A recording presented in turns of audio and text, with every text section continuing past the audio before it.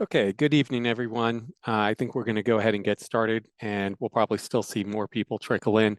But I just wanted to welcome you all and thank you all for attending this evening. It's really hard to believe for those of you who have been involved with this in the past that we are here again uh, for the quadrennial update of the growth and infrastructure policy, which has gone by several other names in the past. But this is our initial community kickoff event, and we're glad that you are here participating.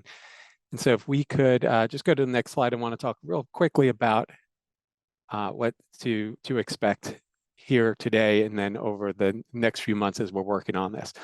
I thought this was an important thing to kind of highlight here, just how in really all of the efforts that we do and undertake in the planning department kind of follow this Venn diagram here with these overlapping circles of how we come to the decisions or the recommendations that we make input in our plans or even in a policy like the growth and infrastructure policy. So we rely on our own planner expert analysis of data, current conditions that we will be reviewing, as well as our understanding of how this policy works and other factors that influence it. And then we rely heavily on outside expert consultation as well, and you'll hear a little bit today about the advisory groups that we are convening in that regard. And then we also rely very heavily on community input to understand the values of the community to help inform the recommendations that we make in the plan. But it's really no one of those circles that kind of drives the entire decision-making process for us. It's really the overlap of all of them, and it's where they overlap that we ultimately come out with our recommendations. So this is our opportunity today to begin that community input component and know that the information that you provide, the ideas that you provide, will all be taken to heart and will be considered as we work over the next several months to prepare our recommendations on this policy. You can go to the next slide. Okay, so I'm just going to real quickly introduce the team, and then I'm going to hand it off to them to really do the bulk of today's presentation and conversation with you all. So first, I want to introduce our two project managers, and you guys can raise your hands as we do this. Darcy Buckley is our project manager with working on the transportation element of the policy, and then Lisa Gavoni. Lisa is one of our housing planners here at the planning department. She's the project manager for the schools element of this update. I'm Jason Sartori. I probably should have introduced myself when I started. So I'm the division chief for the countywide planning and policy division and have worked on a number of these growth and infrastructure policy updates now at this point. Dave Anspacher. Dave is our transportation planning supervisor, and so he's kind of similar to me, overseeing everything that's going on this, in particular on the transportation side. Then we have Jesus Beck. Jesus is we have her identified here as a schools planner. Just to be clear, she's a schools planner for Montgomery Planning. She does not work for MCPS. They have their own set of planners there. Jesus works on schools-related policy and our master plans when it comes to schools, and of course also adequate public facilities and the growth and infrastructure policy. And then we have Kayla Prendergast, who is our graduate assistant intern who's with us here for the school year. She'll be working on this policy for pretty much the entire time that it's while we're working on it. So we're glad that she's with us. So with that, I'm going to turn it over to Darcy, who can get into the meat of today's discussion. Thanks. Hi, how are you doing? Just quickly, our agenda, we're going to start by providing an overview and some context on the policy. Next, we'll take a deeper dive into the schools and transportation sections. Then we'll talk about next steps. For the second half of the meeting, we'll have some time for Q&A with the whole group, and then we'll break out into smaller groups. And this is where we really want to hear from you. We'll come back and report out at the end and wrap up the meeting. So we thank you for being here tonight and for participating. Montgomery Planning is undertaking a required quadrennial update of the county's growth and infrastructure policy.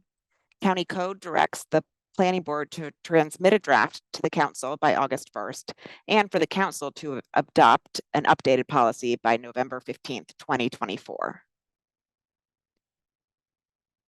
What is the growth and infrastructure policy? The policy directs the planning board's administration of our adequate public facilities requirements. The APF requirement states that the planning board may only approve a preliminary plan when it finds that public facilities will be adequate to support and service the subdivision. The policy establishes the tools that the planning board uses to make the adequacy determination. The history of the county's growth policy is long and complex. I can't cover it all in a single slide, but I do want to highlight a few of the key dates. We'll start in the 1960s with the 1964 General Plan and the 1969 Update. The plans included the goal of synchronizing the timing of private development with the delivery of public facilities. The idea being that new suburban developments would need to be supported by investments in public infrastructure like roads, schools, and water and sewer.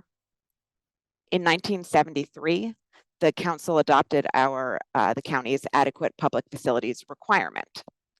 It authorized the planning board to approve or deny a subdivision request, depending on the adequacy of nearby public facilities.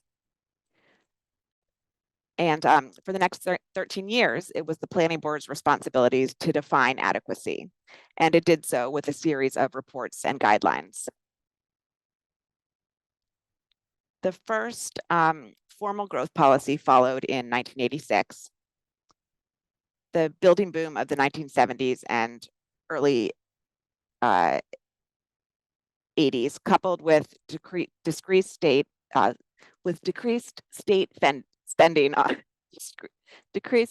and federal spending on infrastructure, forced the county to re-examine its land use practices. After rejecting proposed moratoria or caps on building permits, the council, as a compromise, adopted an annual growth policy. Since 1986, the growth policy has been used by the council to direct the planning board's administration of the APF. At the same time, in 1986, it also established a development impact tax, initially called an impact fee, on new development in defined high growth districts. In 2001, the council expanded the transportation impact tax on all developments countywide. The tax, which is a one-time payment payable at building permit, funds specific types of transportation improvements to support new development. And a similar school impact tax followed in 2003, which only applies to residential development. The policy has been known at times as the growth policy, the annual growth policy, and the subdivision staging policy. These are all the same policy. It was renamed the Growth and Infrastructure Policy, or the GIP, in 2020. And 2020 also marked the end of the school's moratoria, which previously halted building permits for areas where schools were over 120% utilized. When the growth policy was initially adopted, much of the land in the county was undeveloped. The focus was really on ensuring that roads and schools were in place as farmland was converted into neighborhoods. Our county has since evolved from a bedroom community into a complex jurisdiction with major employment centers and mature residential neighborhoods. And over time, the policy has shifted to respond to the county's changing growth context and to reflect its planning goals.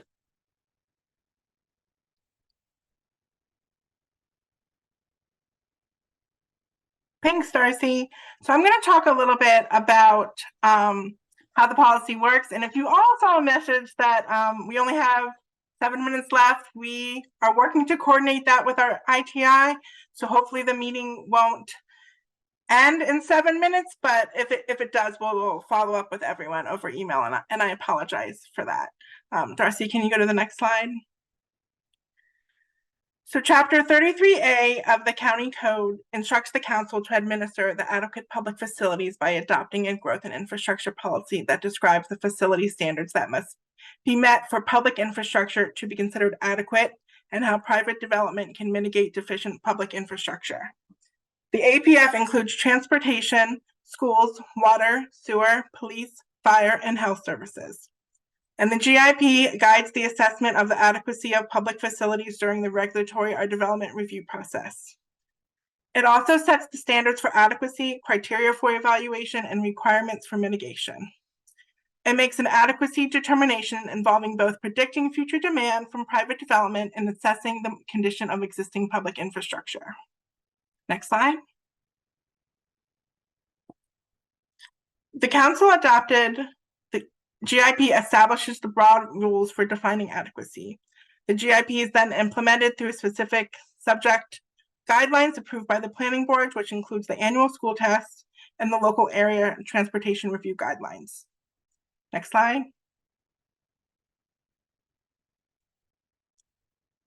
We just did this, so we can go to the next one.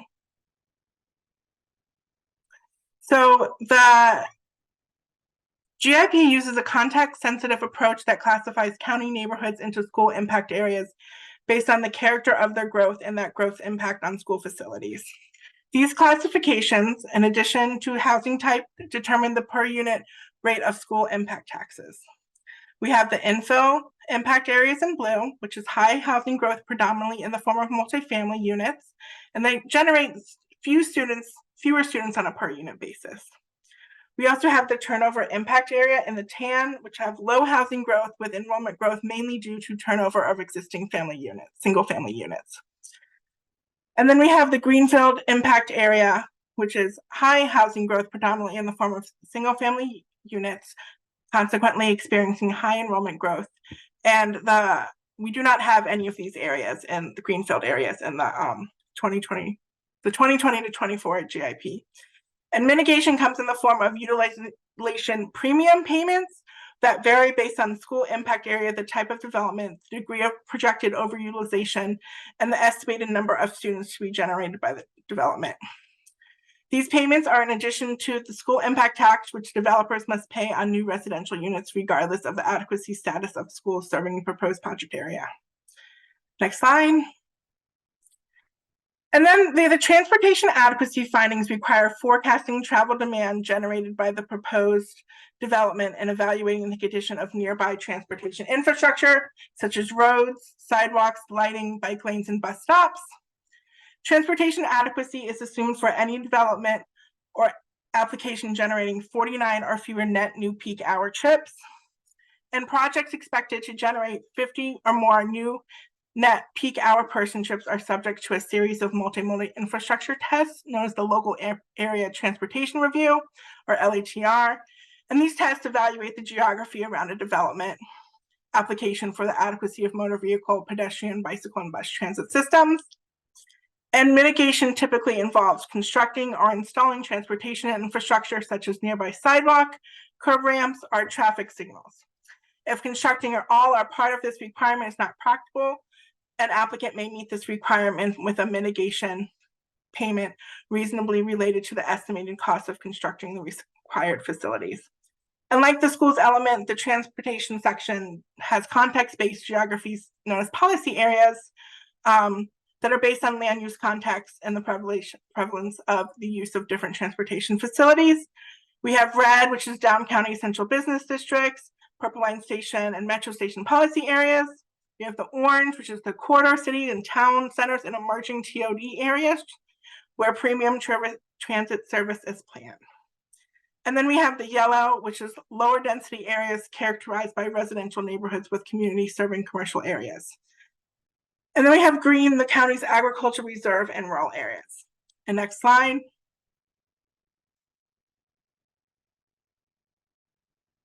And then finally, when we're talking about adequacy, we have water and sewer and police, fire, and health services. So for water and sewer, they're considered adequate if the subdivided property is planned to be serviced within 2 years as outlined in the county's 10-year water and sewer plan. And police, fire, and health facilities are assumed to be adequate unless the appropriate agencies identifies problems with a particular subdivision, an outcome that rarely, if ever, occurs. We're going to go through, I'm going to give kind of a preview of some of the updates that we're looking at as part of the 2024 update. The policy update always originates in the planning department, and it involves extensive data analysis as well as engagement with stakeholders. So let's review some of the major themes we plan to explore during this update. We also anticipate that additional questions and considerations will arise during our engagement and analysis effort. So we're certainly open to exploring other avenues as well. So as part of our overall analysis, planning staff will collect data on adequacy findings and the required mitigations since the previous update. During this update, we'll really be focused on honing our existing tools to ensure that they are equitable, fair, and effective. Align with updated county priorities.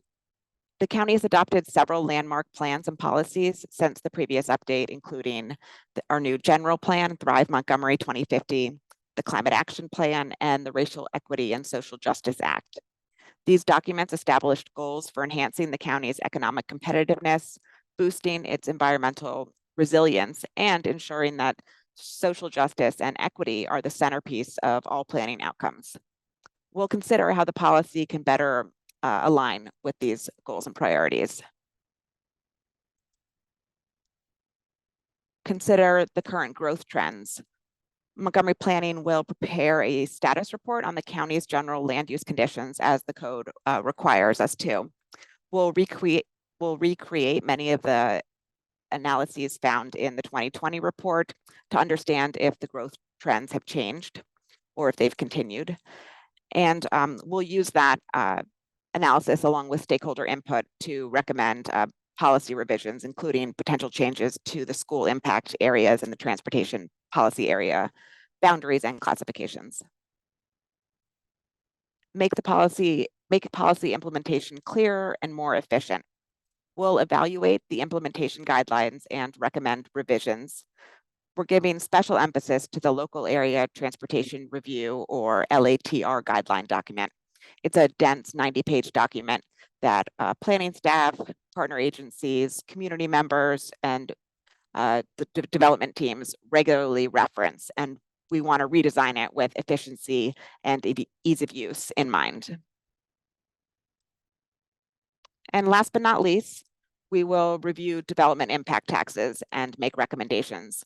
These are not technically part of the GIP, but since they're so closely related, Montgomery Planning typically makes recommendations at the same time as we do the update.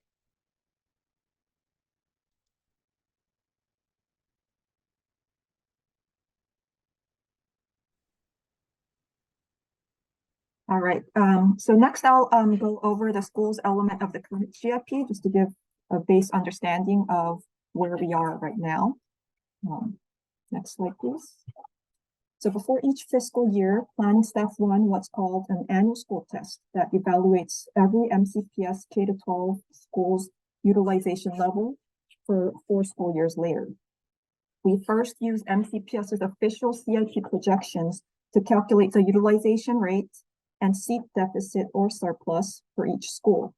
Then we measure them against a set of thresholds that's shown in this colorful graph on the right. On the horizontal axis, we see the utilization rate thresholds for each tier, 105% for UPP Tier 1 up to 135% to Tier 3. And the vertical axis shows the seat deficit threshold by school level for each tier. The school sizes are different, so we're using different seat deficit or deficit threshold numbers for the different levels. If a school's utilization rate and seat deficit together exceed the thresholds of a certain tier, both horizontally and vertically, then the service areas is placed in that UPP tier level. For example, if the 4-year projections of a high school indicate that the utilization rate will be 125%, which is beyond the UPP Tier 2 level threshold, and the seat deficit will be 200, then the school service area will be placed in a Tier 1 UPP for the entire fiscal year because the seat deficit threshold did not go above the UPP Tier 2 threshold. Also, because of the 16 seat difference between the UPP Tier 2 threshold and this high school's projection, this school service area will have what's called an adequacy ceiling of 16 seats to Tier 2 UPP. This means if a development is expected to generate more than 16 high school students, then the payment level for the UPP will be adjusted higher to reflect those number of students beyond the 16 seat ceiling. Next slide. So this just shows a sample of the detailed tables from the FY 2024, the current annual school test for high schools. We list the projection data that was used for the test in the middle, and each school's UPP status and the adequacy ceiling to each subsequent tiers. The footnotes here on the bottom, they're a little small to read, but they basically describe some of the modifications that we have to make to MCPS's official projections to fit our testing needs. For example, Crown High School here listed at the bottom of the table will be built and occupied by the 2027 school year, but MCPS's projections will show the enrollment as 0 until they have an approved boundary. In these cases, we hypothetically distribute the projected enrollment of all the schools that we know will be involved in the boundary change. So the utilization rate of all those schools are balanced. Once MCPS is able to make projections to reflect the boundary change that is approved, we continue to use the official, and once we have those, we will use the official projections for the test. Next slide. Here's a summary table of that same FY 2024 annual school test results that lists all schools across all school levels that are placed in a UPP tier. As you see this year, there are no middle schools that have been placed in the UPP tier. So the map on the right here shows those results mapped across the county, tallying up each school level's UPP rates. For this year, there are no areas that have multiple UPP tier placements across school levels. But if an area is placed in a UPP tier for more than one school level, then the UPP rates are added onto each other. So for example, if there happens to be a place where the high school, middle school, and elementary school are all placed in a tier 1 UPP, then the development application coming in that area will be charged a 40% surcharge on top of their impact tax rates. So now throughout the fiscal year, each residential development that comes to the planning board will be reviewed for school adequacy based on these school test results. For example, if a development project proposes 330 multifamily high-rise units in downtown Bethesda during fiscal year 2024, the annual school test alone says there are no schools placed in the UPP tier. We still go calculate the estimated number of students that would be generated by this development, the project. Here, we can see that this project is expected to generate 12 elementary school students, 5 middle school students, and 5 high school students. We compare those numbers to the adequacy ceilings to the right of the table on top, back to the first table. You can see that the adequacy ceilings for tier 1 are all 3 digits above 200. So this project is nowhere near triggering utilization premium payments. So this development will go forward past the planning board without any condition related to school adequacy. So that's it for the schools element of the growth and infrastructure policy in the current way. And I believe Darcy would be explaining the transportation element of the policy now. Thank you. I'm going to do a quick deep dive into transportation adequacy. So I know that some of you here tonight are very familiar with the LATR process and that many others aren't. So I want to take a few minutes to establish a baseline for later conversations. So as we mentioned before, I'm going to do that with a case study in just a minute. So as we mentioned, as Lisa talked about earlier, any project expected to generate 50 or more net new person trips is subject to an LATR study. The LATR study is a set of multimodal tests to determine the adequacy of the transportation network. Finding inadequacies during this study doesn't mean the project is going to be denied. Rather, applicants are given the opportunities to mitigate inadequacies and in a process that is detailed in the GIP and the LATR guidelines. Generally, developers are required to mitigate motor vehicle deficiency, often by reducing vehicular demand or through operational changes like adding a signal. In decades past, this could mean widening roads. However, that's rare now due to, well, for one, space constraints, but also due to policy changes. For example, we now kind of across the board tolerate a higher level of congestion. For pedestrian, bicycle, and bus transit deficiencies, the planning board established something that we call the LATR proportionality guide in 2022. It helps ensure that pedestrian, bike, and bus mitigation requirements are proportional to the size of the project. And I'll go into that in a little more detail later. In general, mitigation typically involves constructing or installing new transportation infrastructure. This could be a sidewalk, curb ramps, or a traffic signal. If this isn't practicable, or if it has a negative safety impact, then this requirement can be met through a mitigation payment. So as a case study, I'm going to use Wisteria Business Park in Germantown. This is an application that came in to replace an existing office building with a 30,000 square foot grocery store. The preliminary plan and site plans were approved by the planning board in July 2020. The site is in the Germantown Town Center policy area, which is an orange policy area. And it's expected to generate 130 morning peak hour person trips and 417 evening peak trips. I'll note that these are actually net new trips, meaning the trips that are over what the existing use, which was an office building, would had generated. For the existing use, it was only 22 trips AM and PM, so it's significantly more trips, but the net versus total isn't very different. So the policy area and the trip generation dictate the type of tests, the geographic scope of the study area, as well as the particular standards for adequacy. Because it's an orange area, a motor vehicle test is required. Motor vehicle tests are not required in red policy areas. Using the policy area as well as the number of trips, we then established a study area, which for this one is 13 intersections, which are all shown on this map.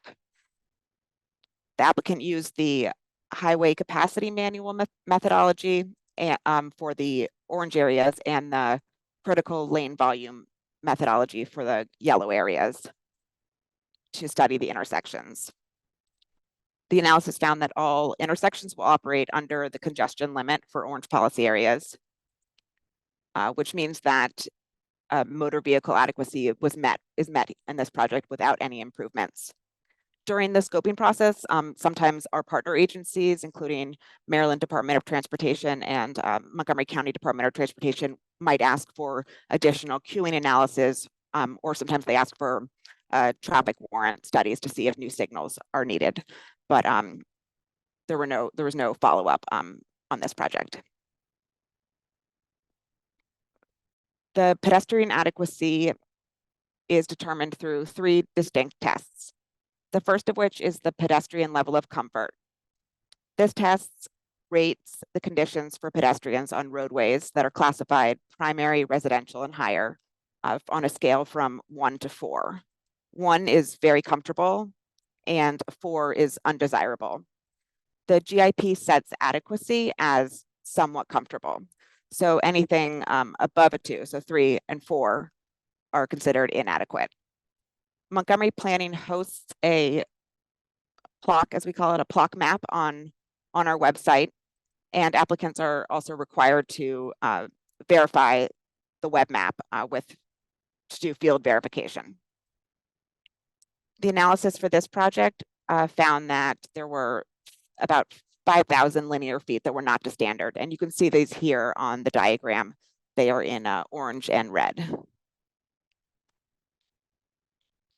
The second test is the streetlight spacing tests. It analyzes streetlights based on MCDOT standards. Today's standards mainly deal with spacing of streetlights, but the department has new draft guidelines that it hopes to implement in the coming months.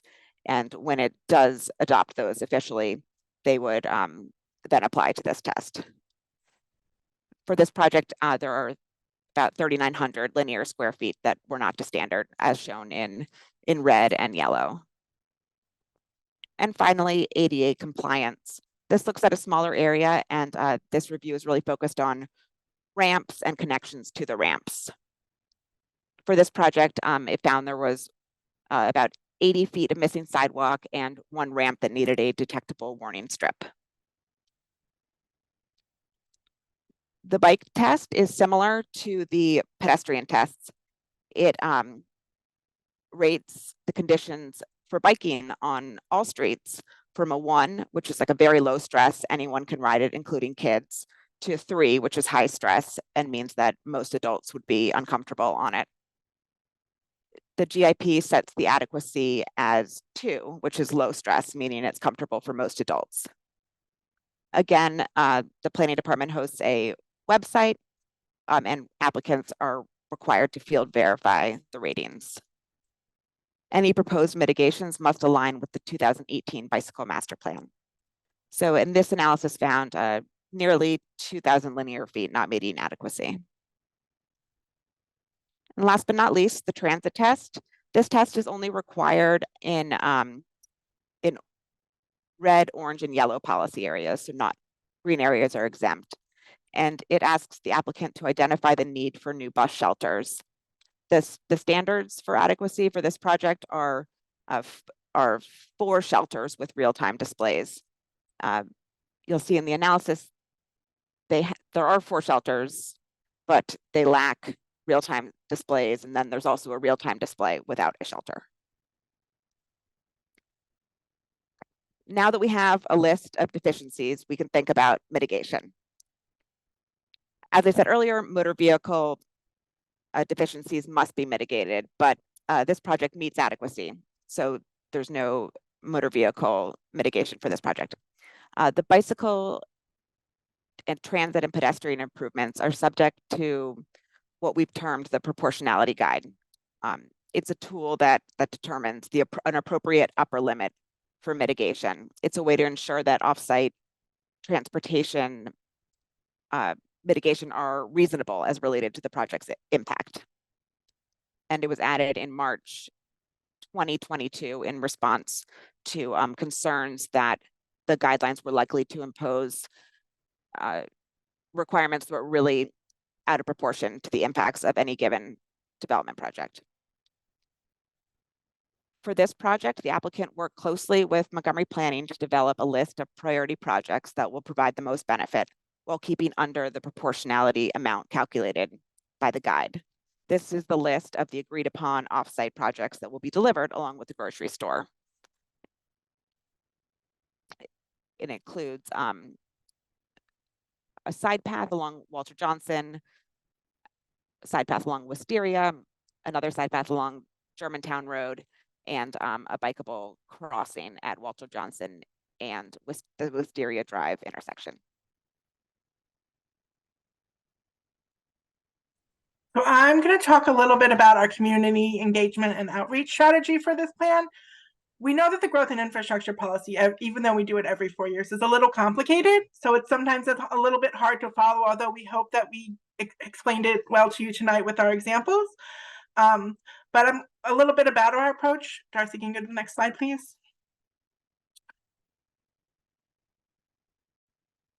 So we're going to use a multi-prong approach to engage stakeholders and community members. We're going to use their input along with data analysis to better understand the issues and the potential impacts of proposed changes. We're also going to have 2 technical working groups, which I'll describe in a little bit more detail on the next slide, but we're going to have the schools technical advisory team and the transportation advisory group, which will primarily focus on subject-specific aspects of the policy. And like tonight, although we hope future meetings have less technical difficulties, we're going to do in-person and virtual public meetings that will invite residents into the planning process and provide opportunities to question, comment, and share ideas about the current policy and potential updates. We also want to meet with various community groups, HOAs, community neighborhood associations, and we also want to meet with other public agencies, nonprofits, advocacy groups, and business representatives. This policy deals with a lot of aspects of, it's very closely related to economic development in the county, and we think it's important that we have a wide range of people that we talk to. And we also want to understand the different considerations to be accounted for while drafting recommendations. And we're going to keep the larger community up to date by working with our communications department to distribute a project e-letter, updates to the website, social media posts, blog posts, explainers, and videos. Next slide. So on this slide, you'll see a list of representatives for the school's technical advisory team, our STAT. STAT, along with the Transportation Advisory Tag Group, will primarily focus on subject-specific aspects of the policy. They will assist staff in the growth and infrastructure policy update process by applying their knowledge and technical expertise to share diverse perspectives and relevant information. So you'll see a list of organizations we are working on inviting to join the school's technical advisory team. And then on the next slide, similar to STAT, we have, can you go to the next slide, Darcy?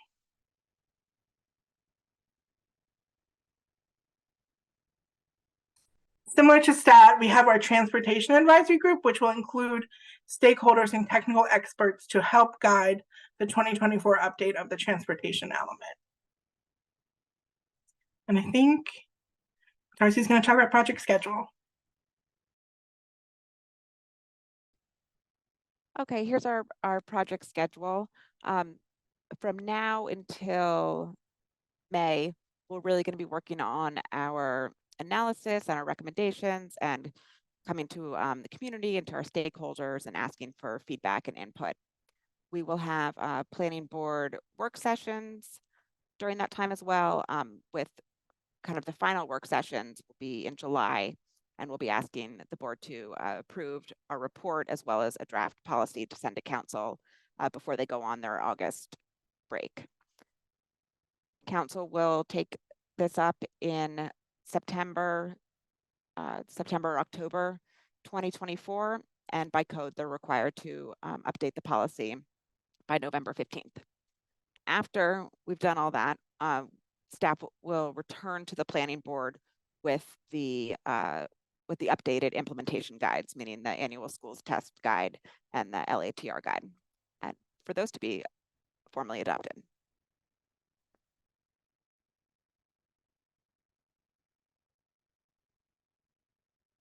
And now we had some time for Q&A. If anyone had any questions that you wanted to present to the whole group, you can put them in the chat.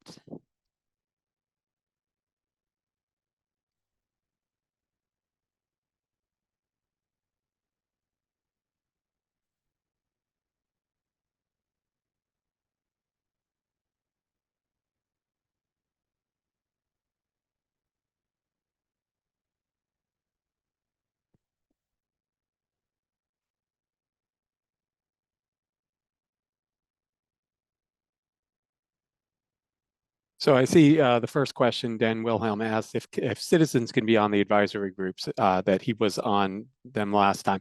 So we've actually changed our approach with this with this update. We're trying to keep the advisory groups to technical advisory groups. There's outside technical experts from various agencies and others who are involved in the particular topic or issue. The citizens groups we're trying to engage through meetings in neighborhoods at civic associations or in other ways. We did some of that as well last time. We had a few roundtables in different parts of the county and with different industry groups, but also a few just community meetings. And so we're going to try to engage citizens in other ways. We didn't want to necessarily have one or two citizens that might only represent the interests or views of a particular neighborhood, as opposed to the, having the full diverse set of perspectives represented in the advisory group. So we rather would go out to the community and have meetings with different neighborhood groups and other organizations.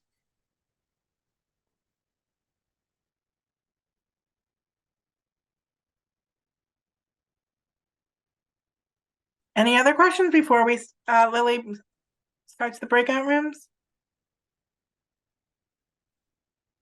So for the breakout rooms, you're gonna We get a pop-up that asks you to select a breakout room, and one is transportation themed, one is school themed. So if you want to pick one you're more interested in talking about tonight, that would be great. We got one more question in the chat, and it's from B, who says the county has aggressive greenhouse gas reduction goals. Why is there not some measurement of the potential impact? Jason, do you want to take this? You want me to start? Sure. So the growth and infrastructure policy really has to do with the measuring the impact of new development on existing infrastructure as defined by county code. Now, that's not to say in the future, there won't be a measure of impact on the environment, but right now we're sticking to what's in the county code, and that includes schools, transportation, water and sewer, and health services. But we are here to listen to feedback and from you, and if you think this is important, like, we're happy to note it and we can talk to you about it offline, but it's just not something that's in the county code right now.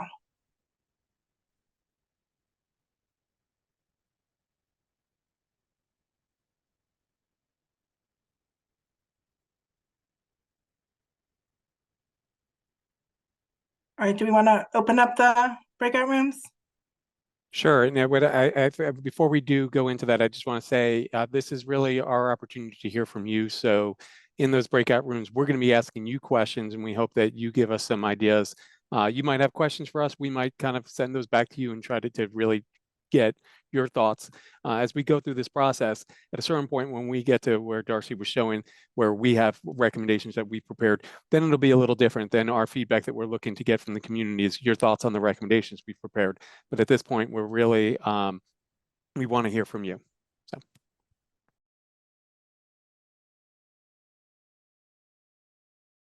Especially down county,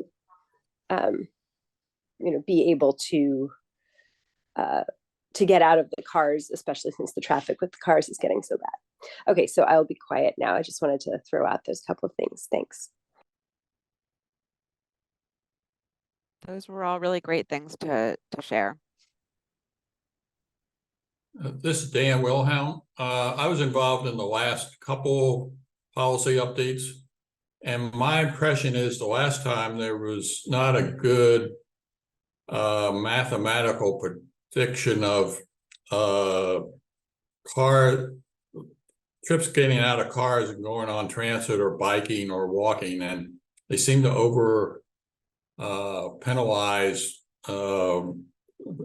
bike roads. And I guess I'm wondering if I'm not sure what's happened in the last 4 years, but anyway, that's something I think you ought to look at. Can you explain that to me a little bit more? What you mean by over penalize? Well, there's a non-auto mode driver share requirement, and didn't seem like the methodology took into account that they would have to meet that requirement. So 30%, like in our area, either 25 or 30% of the trips had to be non-auto mode, and didn't seem like that was accounted for in the methodology.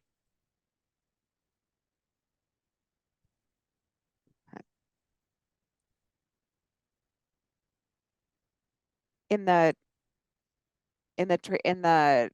motor vehicle methodology? Yeah. Okay.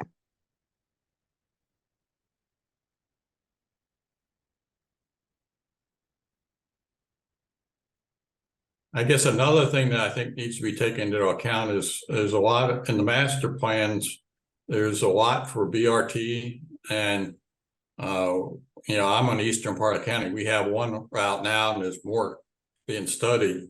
And I'm thinking the process needs to account for that kind of things coming down the road in a couple of years, and how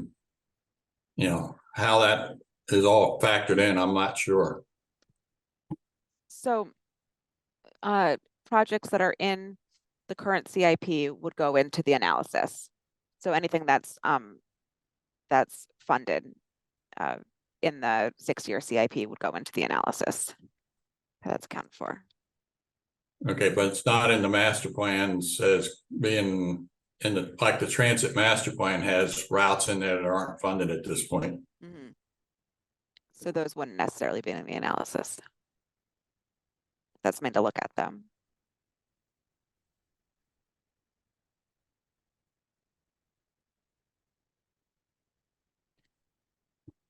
Does someone else want to share like kind of what their interest is in the growth and infrastructure policy, or what their experience is with it?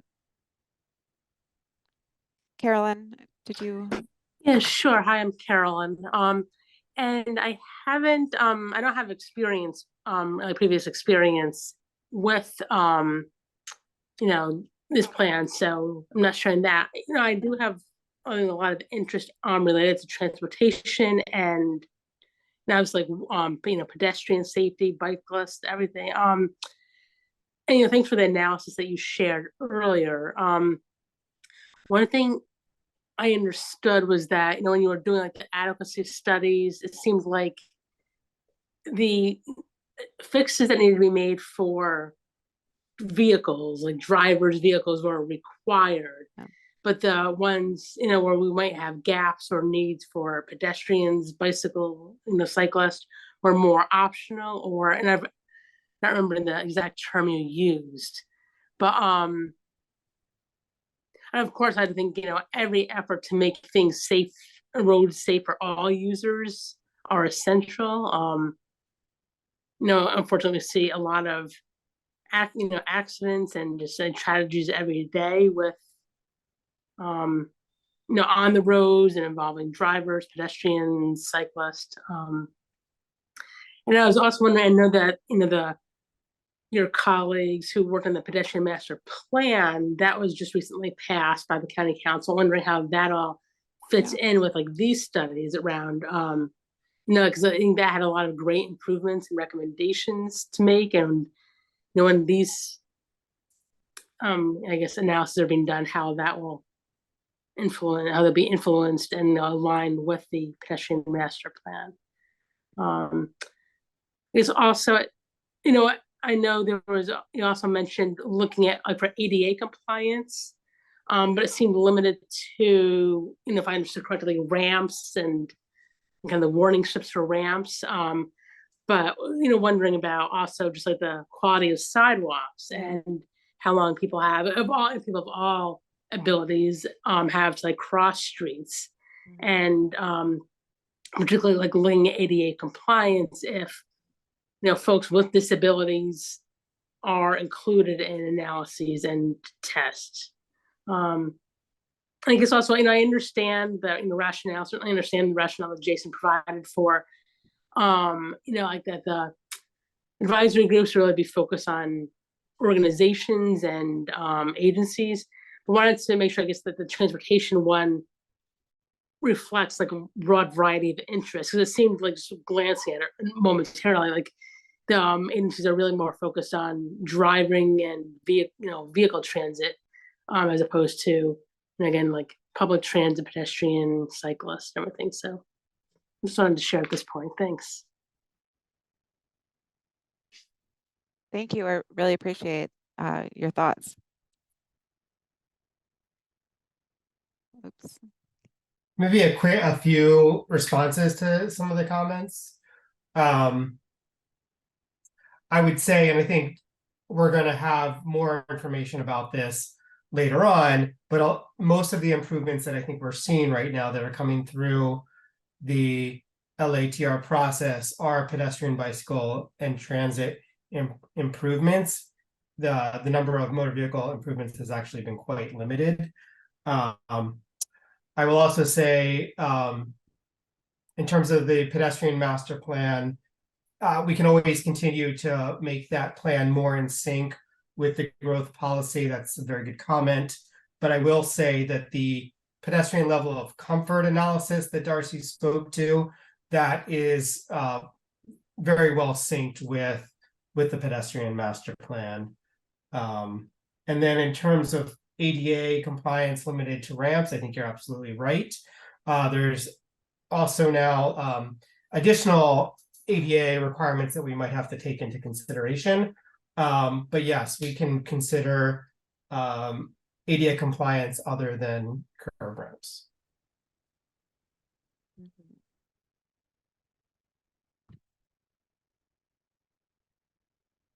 Hey guys, this is Neil Blanc. I just wanted to follow up on Cecily's point, which I thought was a really prescient one. But I was wondering, does planning have any data on work from home in the region, or how much people have gone back to work? Because I think that is super valuable data to help inform how we move forward with transportation. So I'm just wondering if you guys have any data there.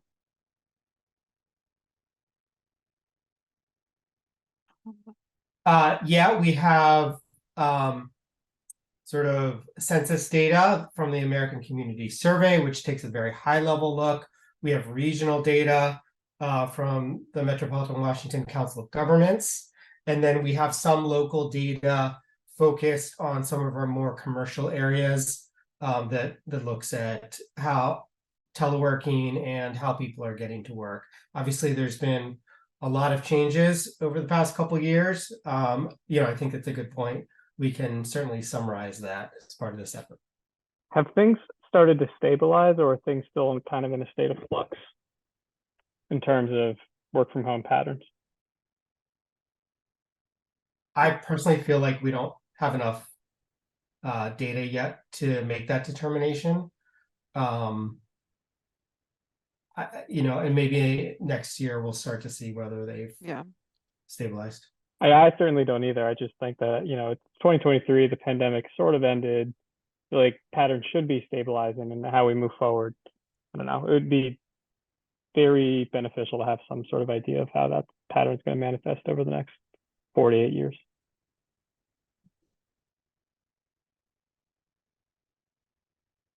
Yeah, this is Dan Wilhelm. I would like to follow up on that last question. My observation is work from home has not stabilized yet. So I'm thinking analysis maybe need to be done before pandemic and our best guess where things are now and see what the difference is. Yep. I also think this definitely ties into Cecily's earlier comment about, whether it makes sense to focus less on peak hours or peak periods and more on perhaps daily trips. I think one of the issues that we confront is that a lot of our data sources and methodologies have been really built around the peak period. And so we'll have to, as an industry, not just Montgomery County, but really start to develop some of those data sources and methodologies outside of the peak periods as well. In that same vein, I would think you need to look at weekends, because my observation where I drive, the roads are rather congested on weekends, at least as bad as during the week. So I'm thinking that's a key area too.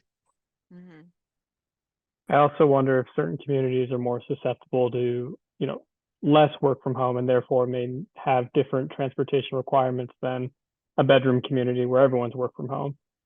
I don't know how you'd be able to parse out that with the data, but that may help inform requirements in different areas of the county.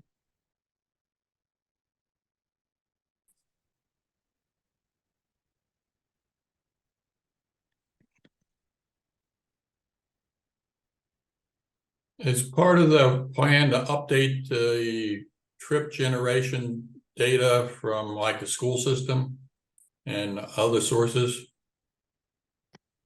So we've been using the ITE trip generation tables and charts, and that's what we've done for the past several years. My understanding, and this is that it's not perfect, but that there isn't another source that we feel is perfect at this time.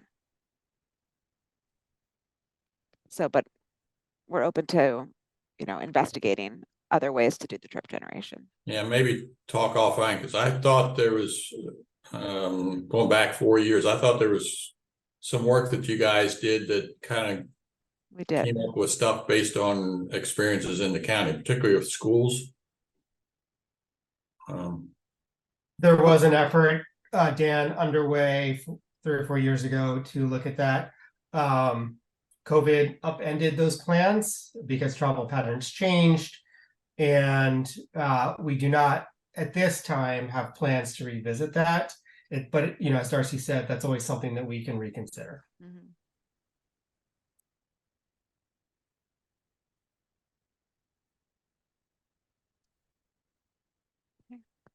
Someone who we haven't heard from, we'd love to hear your general thoughts or your interests or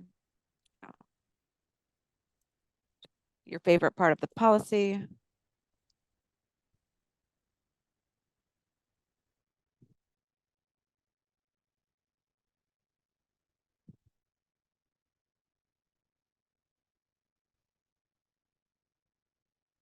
Maybe I have a question. Yeah.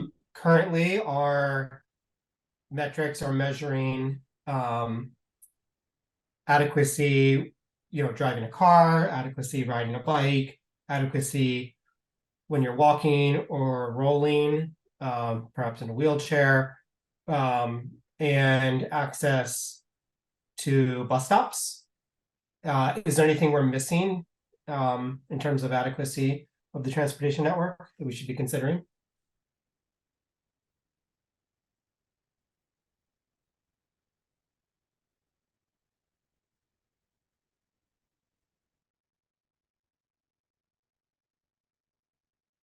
The only other one I can think of is strollers, but I think that's covered with rolling.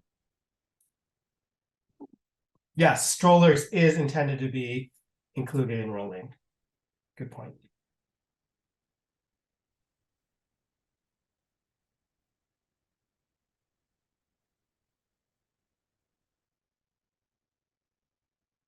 Hi, my name is Carl Becker. Can I ask Hi, a Carl. question? Yes, please.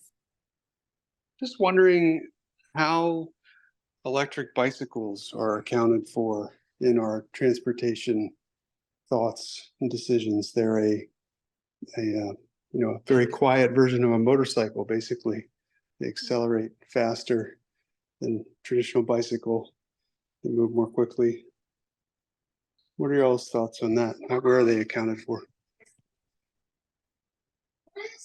Yeah, one of the metrics that Darcy discussed earlier was bicycle level of traffic stress. That evaluates how comfortable it is to bicycle in different environments in Montgomery County. I would think that, for people that are riding their own bike or people that are riding electric bikes, that experience might be very similar. You still want to be safe, you still want to be comfortable, and so that metric can capture. The bicycle level of traffic stress metric can also be applicable to e-bikes. But if you have other thoughts about that, let us know. Yeah, just that e-bikes accelerate more quickly and could come out of a blind spot at a greater speed than a regular bike would. Yeah, that's a reasonable point. When you look at like the Capitol Crescent Trail crossing at Little Falls Parkway and how bikes emerge from the woods there and typically disregard the stop signs, particularly southbound where the crossing is obscured by a padded light post.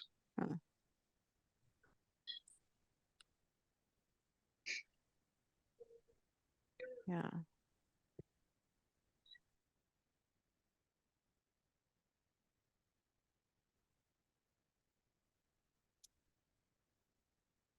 Thanks for sharing.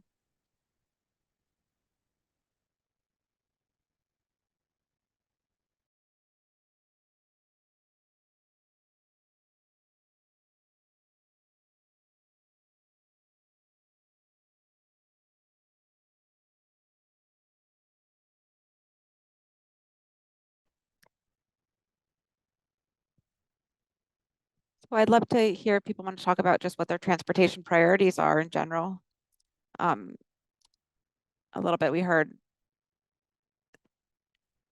safety, pedestrians.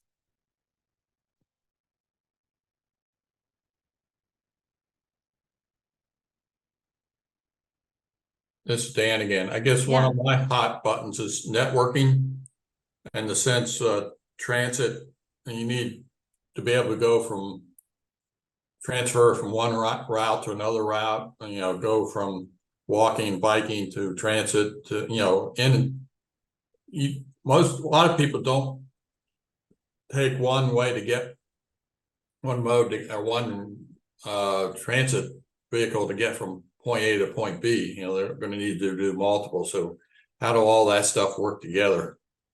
And I'm not sure that's something that you do in this document, but it needs to be looked at.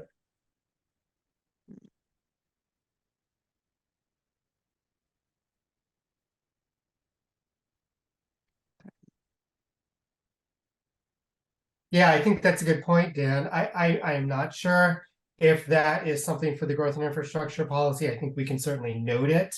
Obviously, it's critically important for the functioning of a transportation system. We would need to think about, is there a way to incorporate that into the growth and infrastructure policy? Or maybe it's other policies, other county policies address that. And I guess one of my pet peeves is the studies that particularly DOT does. They kind of put blinders on and look at one card and ignore, like BRT, what they need to do to transfer from one corridor to another. And I guess I've been around long enough to see when that happens. When you get to the second corridor, you have to rebuild the first corridor, rebuild stuff, and it's a waste of money and impact on the community and things like that. So it's a tough nut to crack, but I don't know what to do about it. But anyway, something for you to think about.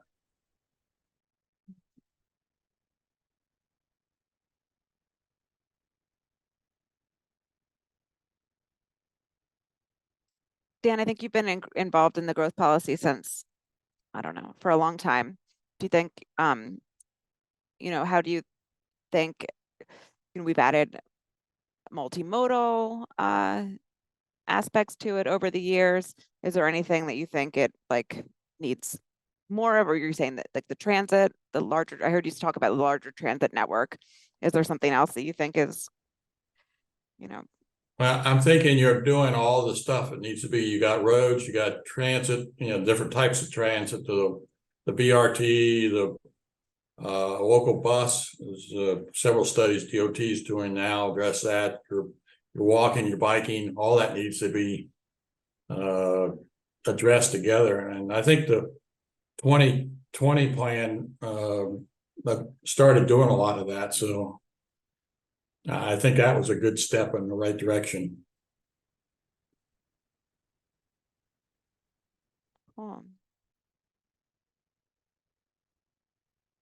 well, do we have other transportation questions here? If people don't have questions, I mean, we could join the schools group if that interests you, or I'm happy to stay here and to hear more about what your thoughts are on the LATR.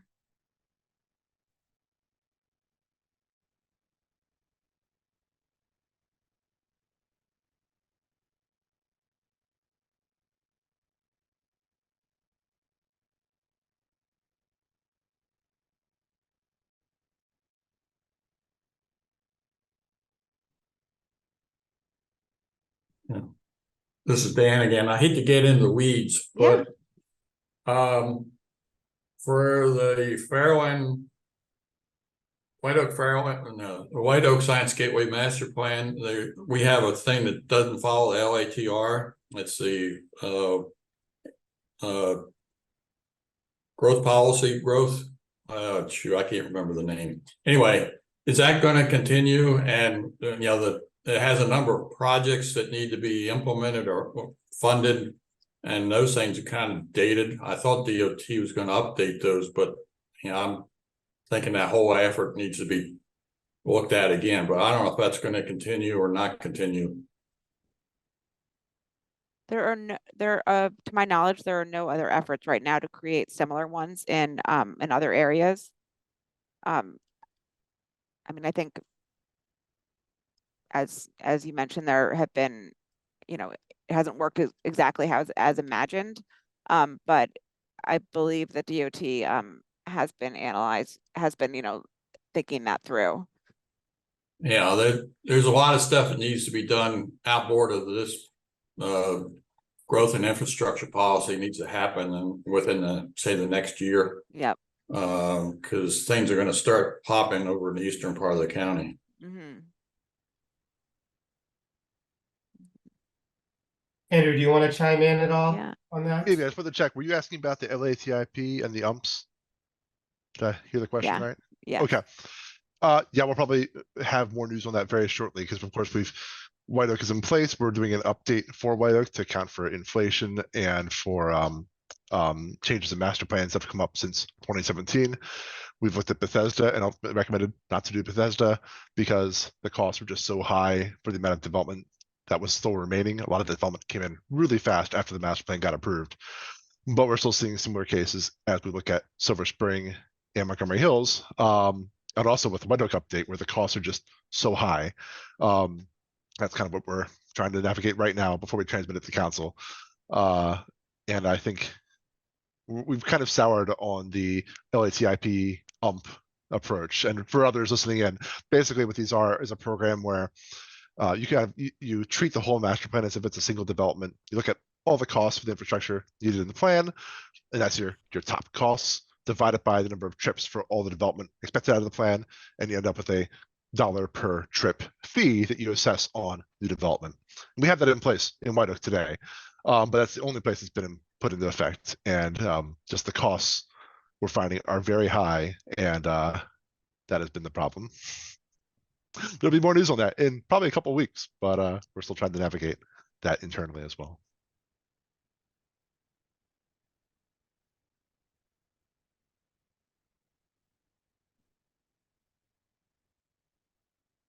Also, if I could posit a question for Dan or anyone else who's also been involved in these in a couple iterations now, is there anything from past iterations that you wish came back or that you really liked in some fashion? Andrew, are you talking about LATR? LATIP? Oh, back to LATR. Yeah. So of course, there's been TPAR, there's been PAMR. I think we may have had another name in 2016. Are there any parts of that you really wish they were still around, or glad it's all gone? I guess I need to think about that.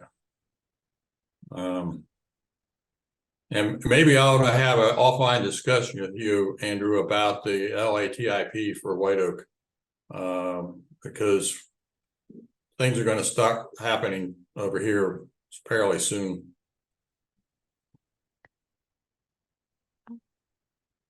Okay. What groups should we be involving? As I said, we're going to do stakeholder meetings and roundtables. I'd love to hear from this group about who we should be reaching out to, especially, you know, ones we might not have thought of, or smaller community or advocate groups that you think we should be in touch with and make sure we're inviting to the table. I would take this group and have multiple meetings with it,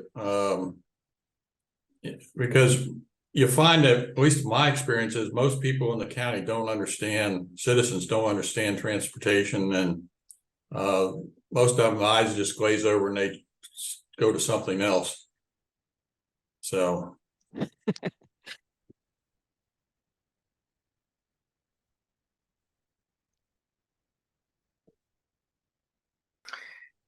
I would, this is Carolyn again, I would think, you know, like the Action Committee for Transit, Yep. the Washington Area Bicyclists Association, Montgomery for All. Yeah. Semi. And I'll add the executive branch. Of course, we have the bicycle advisory group, which actually has a meeting this Thursday, I believe. Oh, that's They have monthly meetings. And then there's the committee or commission on aging and disabilities that Mhm. they're interested in anything you'll throw at them. That's a good point, Andrea. Yeah, that sounds good. And I guess also like transit partners, WMATA, Yes. Ride On. Yes. But yeah, definitely kind of connected to Andrew's point and something I made earlier, but I think, like ensuring that, like residents with disabilities or, different ways of, that, use different transportation methods and systems have a, voice, because certainly, that impacts, they would have, interesting, perspectives on, sidewalks, transit, and other things that, and obviously, driving and two of it should be considered. Mhm. Good. Let's see.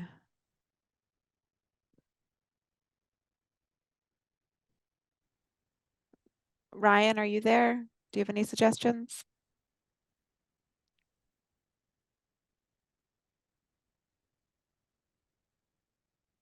Not at the moment.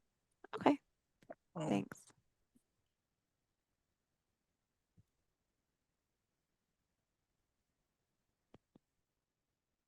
Yeah.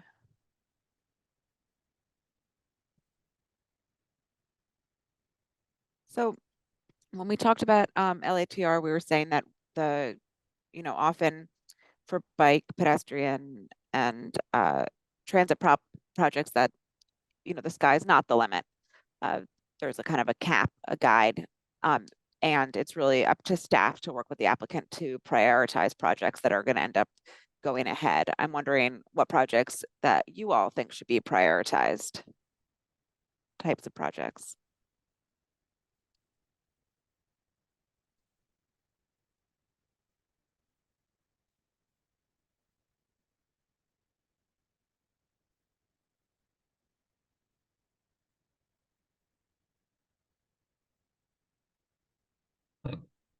Nobody else is perking in, I'll perk in.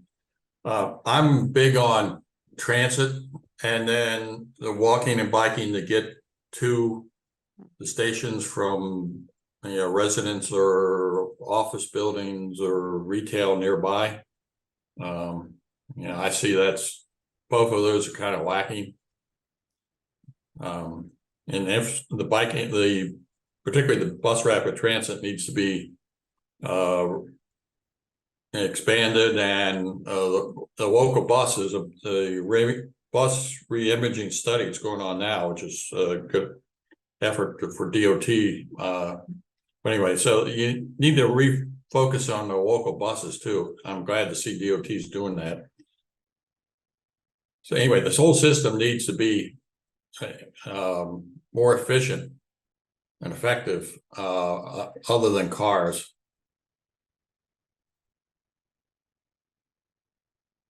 And I'm talking mostly about the built environment, not what's in some of the plans.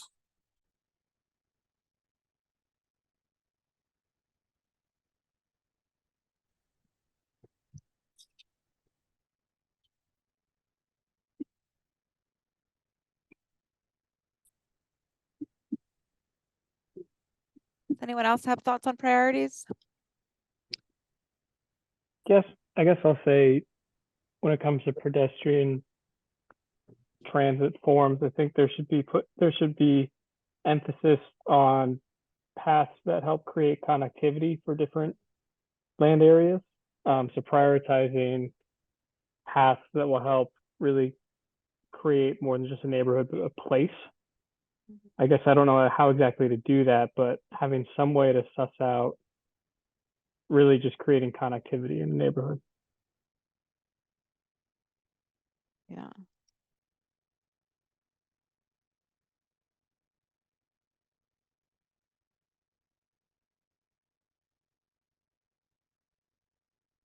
Definitely important.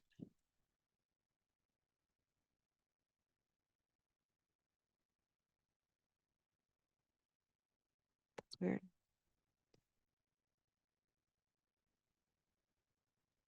Carl, did you have Yeah, kind of building on that previous thought, connectivity in the neighborhood.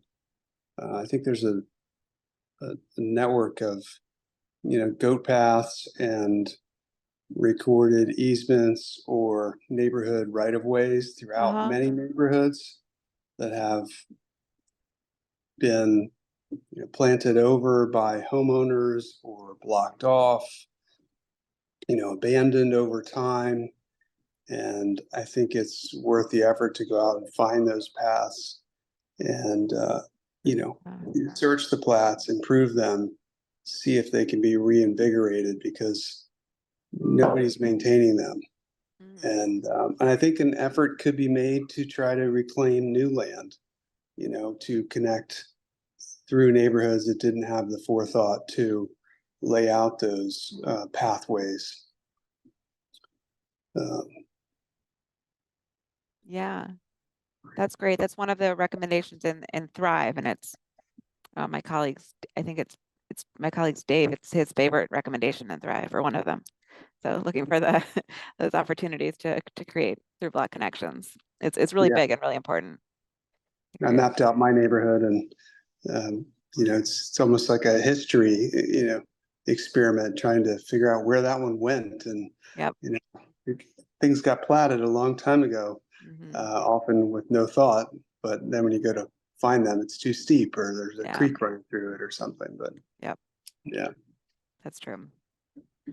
And then on the transportation side, I love the idea of bus rapid transit and other alternate forms, but I find myself constantly frustrated on the weekends. I live in Lower Bethesda near DC, and for whatever reason, it seems like all my kids' sports games and practices are in North Potomac or Rockville or Wheaton, and the traffic on 270 and 495 is just daunting. And I feel fortunate that I work from home, but I just feel for those people who get crushed out there every day, because I'm often commuting to sports practices at 5:30 at night now and driving home at 6:45.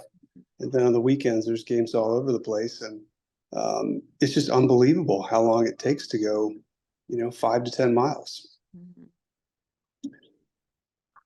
It's a over a half a mile walk from my neighborhood to a bus stop. I can't take a bus to a kid's sports practice. So. Yeah.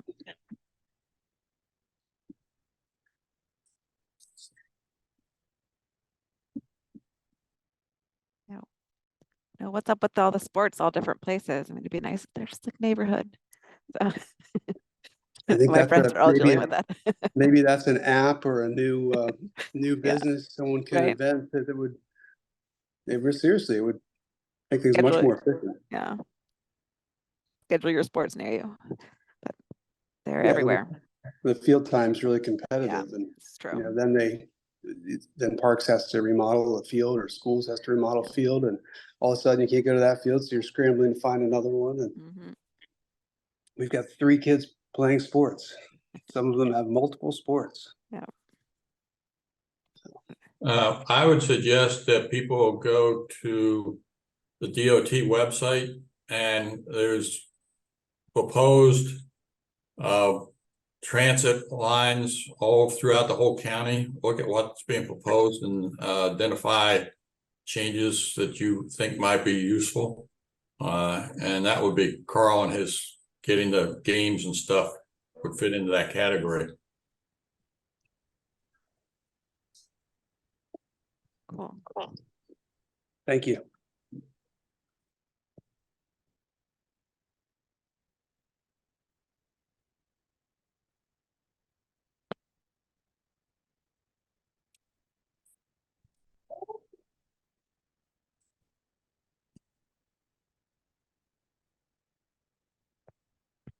Yeah.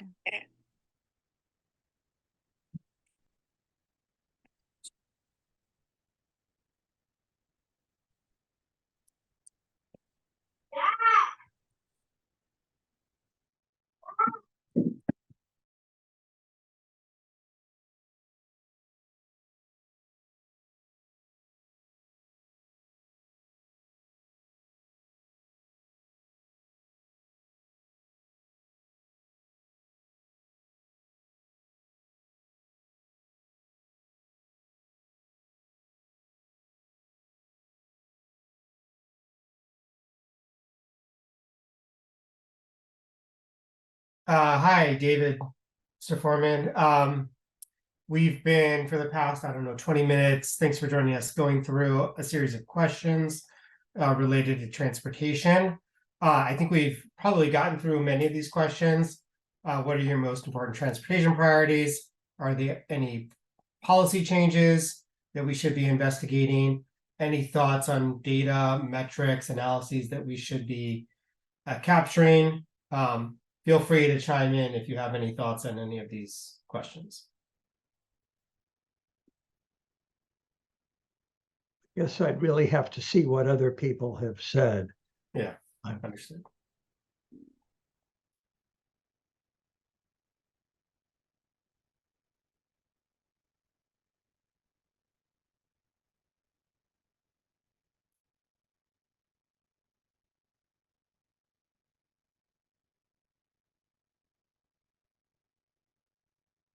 I guess I do have one more question. I think with the exception of the last question from Carl, most of what we're hearing is priorities need to be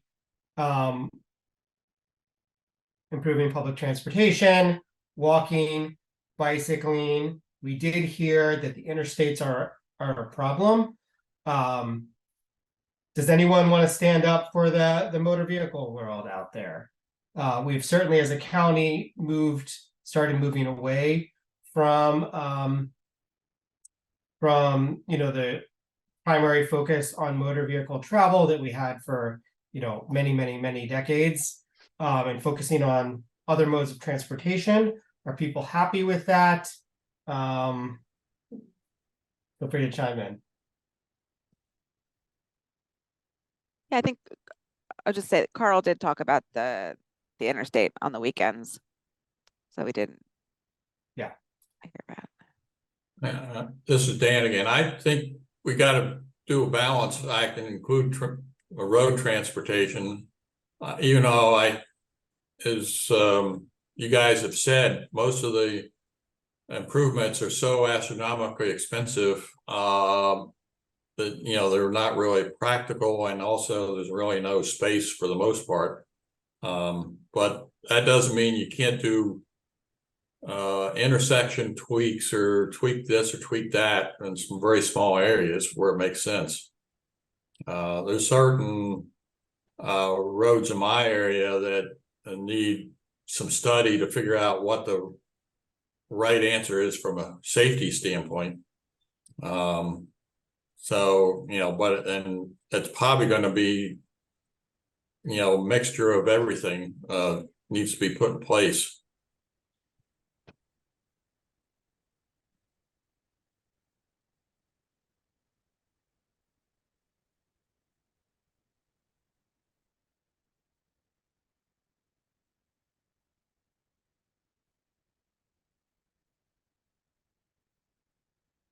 Yeah, I think a lot of our traffic improvements now might be trying to build out more of a grid of streets where that's feasible, to provide a lot of our roads. We funnel all of our traffic onto like a few very big roads, and so the thought is maybe we can build out the grid of streets in some locations to help disperse traffic, so it's not all focused on one or two big roads through different areas.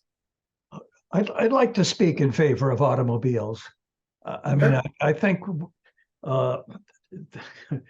in a world where I guess we're making great efforts to make everything feasible for bicycles and walking where possible, nevertheless, the vast majority of inhabitants, at least at my end of the county, and I think probably the whole county, are vitally dependent on automobiles. The way everything is designed, we often need our automobiles, and a lot of anti-automobile actions are stupid. That there's, for instance, the idea of just reducing the number of parking spaces. And this doesn't really get rid of cars. It just means that people travel round and round the block looking for spaces. Think of Georgetown. think of more think of other neighborhoods here where there isn't enough parking. It's just enhanced traffic, enhanced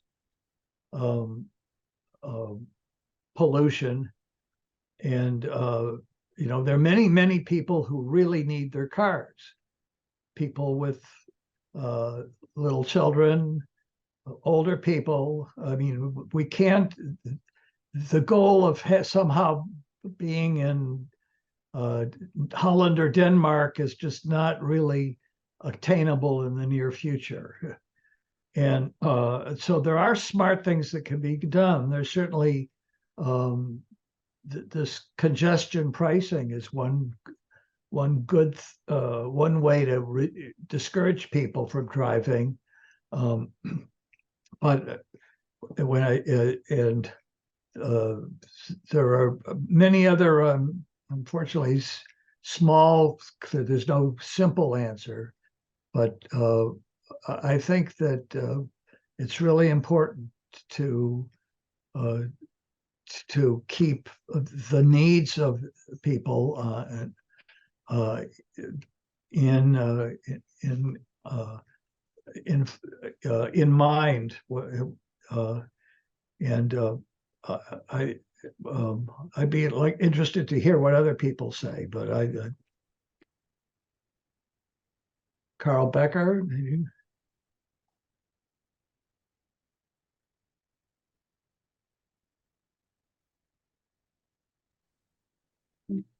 Yeah, I agree.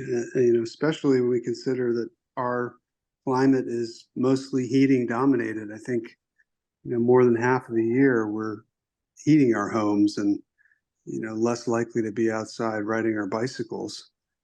And we don't have the density. I lived in New York City for 2 years, and I took the metro or subway rather multiple times per day, occasionally supplementing with a cab if I was going to splurge. And they have the density. We don't have the density that they do. Even downtown DC doesn't have the density. So cars aren't going away. As population grows, the number of vehicles is going to grow also in this market. This is Dan again. I agree with David too. Cars are important. I guess from a policy standpoint, his comment about parking lots triggered a thought that when we propose a replacement for a measure to get cars off the road, like dual-way parking lots, to me, we need the alternative on how they're supposed to get around really implemented.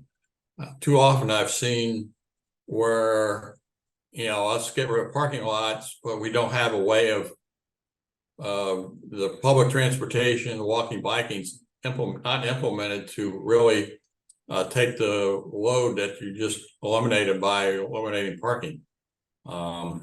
So, we need to make sure we do stuff in the right order. You plan for stuff, you build it, and then you can get rid of old stuff that you want to get rid of.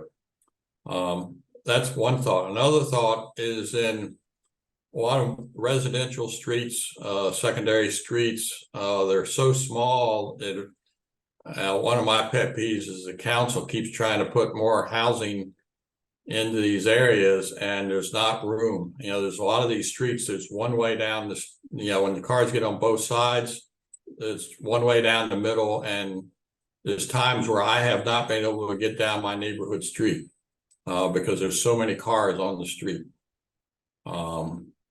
Particularly if somebody's having a party or something like that, it becomes impossible to get around.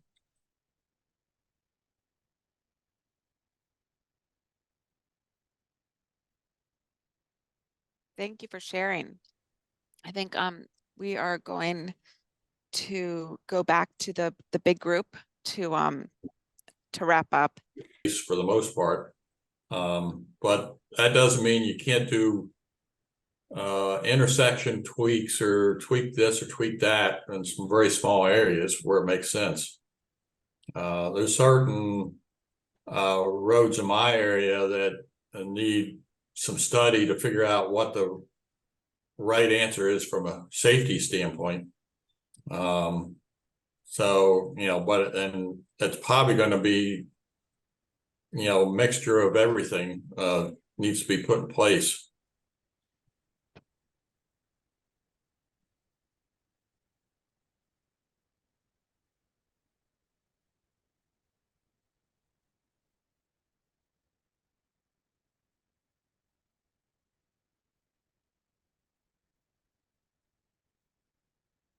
Yeah, I think you know, a lot of our traffic improvements now might be trying to build out more of a grid of streets where that's feasible, to provide, you know, a lot of our roads. We funnel all of our traffic onto like a few very big roads, and so the thought is maybe we can build out the grid of streets in some locations to help disperse traffic, so it's not all focused on, you know, one or two big roads through different areas. I'd like to speak in favor of automobiles. I mean, Sure. I think in a world where I guess we're making great efforts to make everything feasible for bicycles and walking where possible, nevertheless, the vast majority of inhabitants, at least in my end of the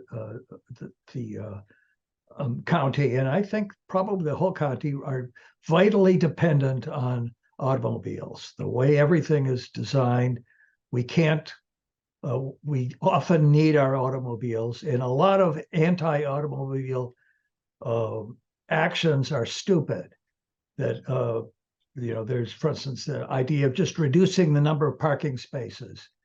And this doesn't really get rid of cars. It just means that people travel round and round the block looking for spaces. Think of Georgetown. Think of more. Think of you know, other neighborhoods here where there isn't enough parking. It's just enhanced traffic, enhanced pollution, and you know, there are many people who really need their cars. People with little children, older people. I mean, we can't. The goal of somehow being in Holland or Denmark is just not really attainable in the near future. And so there are smart things that can be done. There's certainly this congestion pricing is one good one way to discourage people from driving. But when there are many other unfortunately small. There's no simple answer, but I think that it's really important to keep the needs of people in mind, and I'd be like interested to hear what other people say, but Carl Becker, maybe.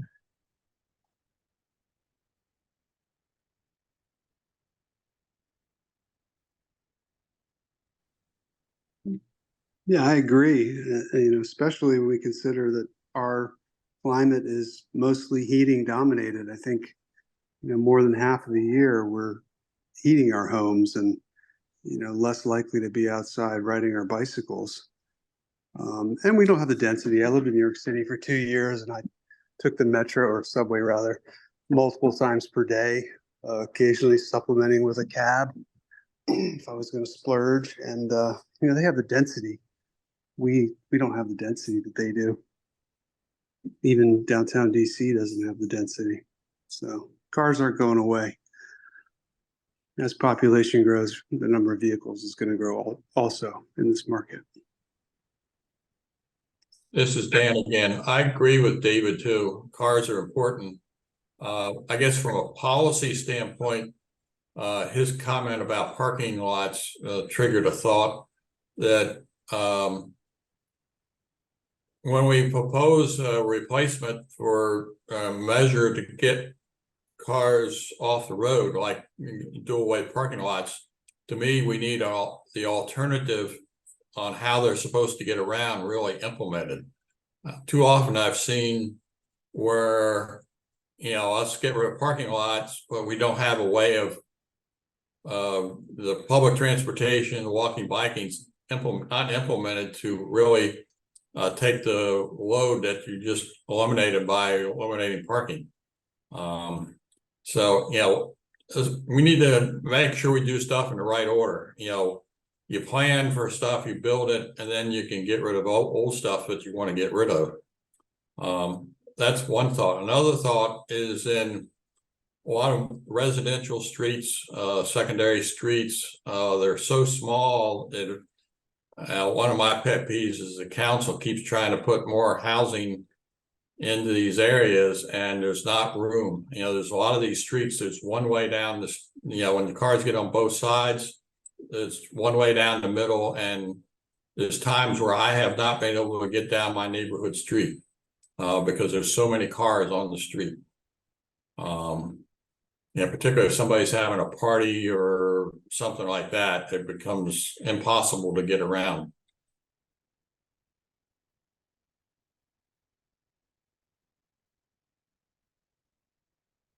Thank you for sharing.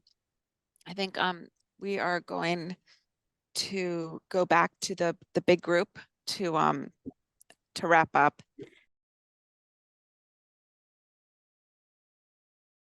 Do you want to do some introduction first? I know, so Sure. when we were doing registrations, transportation was more popular than schools. And so, but I'm not offended. I think this will be a great conversation. So I'll start and then I'll pass it over to someone else. My name's Lisa. I'm the housing planner at the planning department, and I'm co-leading the growth and infrastructure policy with Darcy, and I'm mostly working on schools. Okay, I'll go next. I'm Jason Sartori again. I'm the chief of our countywide planning and policy division at the planning department. And then Tanya, you want to go? Sure. Tanya Stern, acting planning director with the planning department. I joined the meeting after it started, but just here to listen to the conversation and to hear your ideas and feedback. Thanks. And I'm Hasu Beck. As introduced earlier, I'm the schools planner for Montgomery Planning. I am not affiliated with MCPS. I'll go next. Randall Renfro with Rogers Consulting. So I kind of do this for a living, and I'll be NAOP's representative on the STAT panel or group or whatever the proper name is. Mike, you want to go next? Yeah, Mike English, live in downtown Silver Spring. And yeah, I was involved in the last the roundtables. I know both Jason, Haisu, and Lisa worked with all of you on that, and appreciate all the data there. Happy we got rid of the moratorium, looking to sort of make sure that stays gone, things like that. But we'll see where we go. Right. Sally? I'm Sally McCarthy. I'm the Capital Improvements Program Vice Chair for Montgomery County Council of PTAs. And back a long time ago, Jason and I served on a little subcommittee for the SSP like eons ago. So we go way back. And in my pre-planning days. Pre-planning days. Well, I think that's it. That's everyone now. Yeah, dropped off. Hisa, you want to share your screen? Sure. So I really just want to have a conversation tonight. We want to keep it really general, high level, because we're not there yet in the details. But I think Hisa wanted to show some trends that we found last time, because we want to talk about, how these trends are evolving. So Hisa, you want to? All right, and apologies if I look like I'm looking elsewhere. It's my second monitor in my okay, so the first trend that we'll look at here is so where is the enrollment growth coming from? Again, these like the slides that we're showing are from the last policy research that we did 4 years ago. I think most of these are going to be based on 2018 data. Some of them looking from like trends from going up to 2018. But so back then, when we looked at where the enrollment growth was coming from, we looked at the share of 2010 through 2015 enrollment growth that were coming from residential units built between 2010 and 2015. And we learned that so the 23.3% of the entire enrollment growth between 2011 and 2015 could be contributed to new development, units that were developed newly. But that means the remaining 76.6% of the enrollment growth were due to students coming from existing homes. What's more surprising is when we looked at the breakdown of all those new units. We can see here on the bar graph on the right that at the bottom, 41.2% of all the new units were built in the form of multifamily high-rise units, but only 1.7% of the share of the enrollment growth were coming from those units, as opposed to at the top of the bar graph, we're seeing 16.1% of the new units were built as single-family detached homes, and around 11% of the enrollment growth were coming from the single-family detached homes.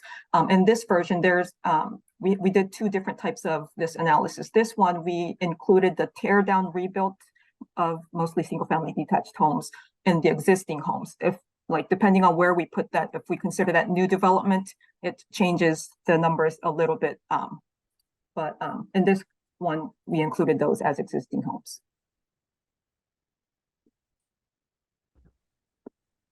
Hey, Sue, sorry to interrupt yeah. you. Are we going to be able to have access to this slide deck at the end, or? Yeah, we'll definitely make these available. And I think, we have a series of questions that we're going to ask you all, but like, if there's something you want to talk about on any of these, just jump in, right? This is really informal.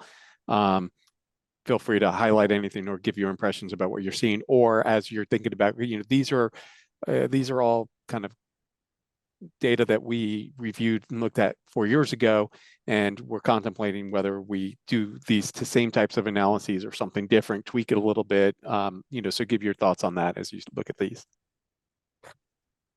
Yeah, I mean, just to jump in, I know, I'm not sure how I feel about the fact that I remember this chart, but I do. And it was very helpful last time to just see, because if memory serves, you can see it here. It's like, okay, here's the trend, and here's why, most of it's not from new multifamily housing, and most of it's turnover, but like Clarksburg was the exception, and it made that like very clear and made that easy to point out, and just, it's very, along with explanation, it went a long way. So I don't know if it needs to be exactly the same, but I found it very helpful, the overall structure that happened last time. And this chart was like a big part of it. So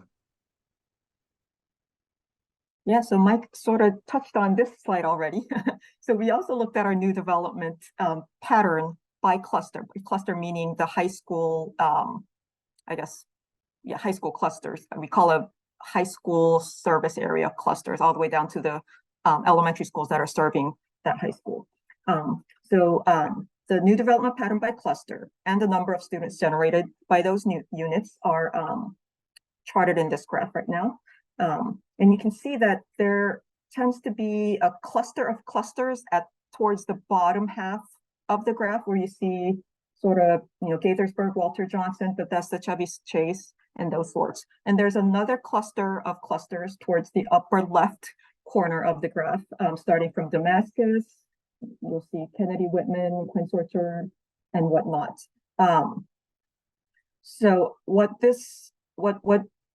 the horizontal and vertical axes here are showing are so the number of units built in each high school service area, so cluster area on the horizontal axis, and then the share of the single family detached units on the vertical axis. So the bottom half of the clusters are indicating the areas where we were seeing a lot of housing units built, mostly in the form of multifamily units.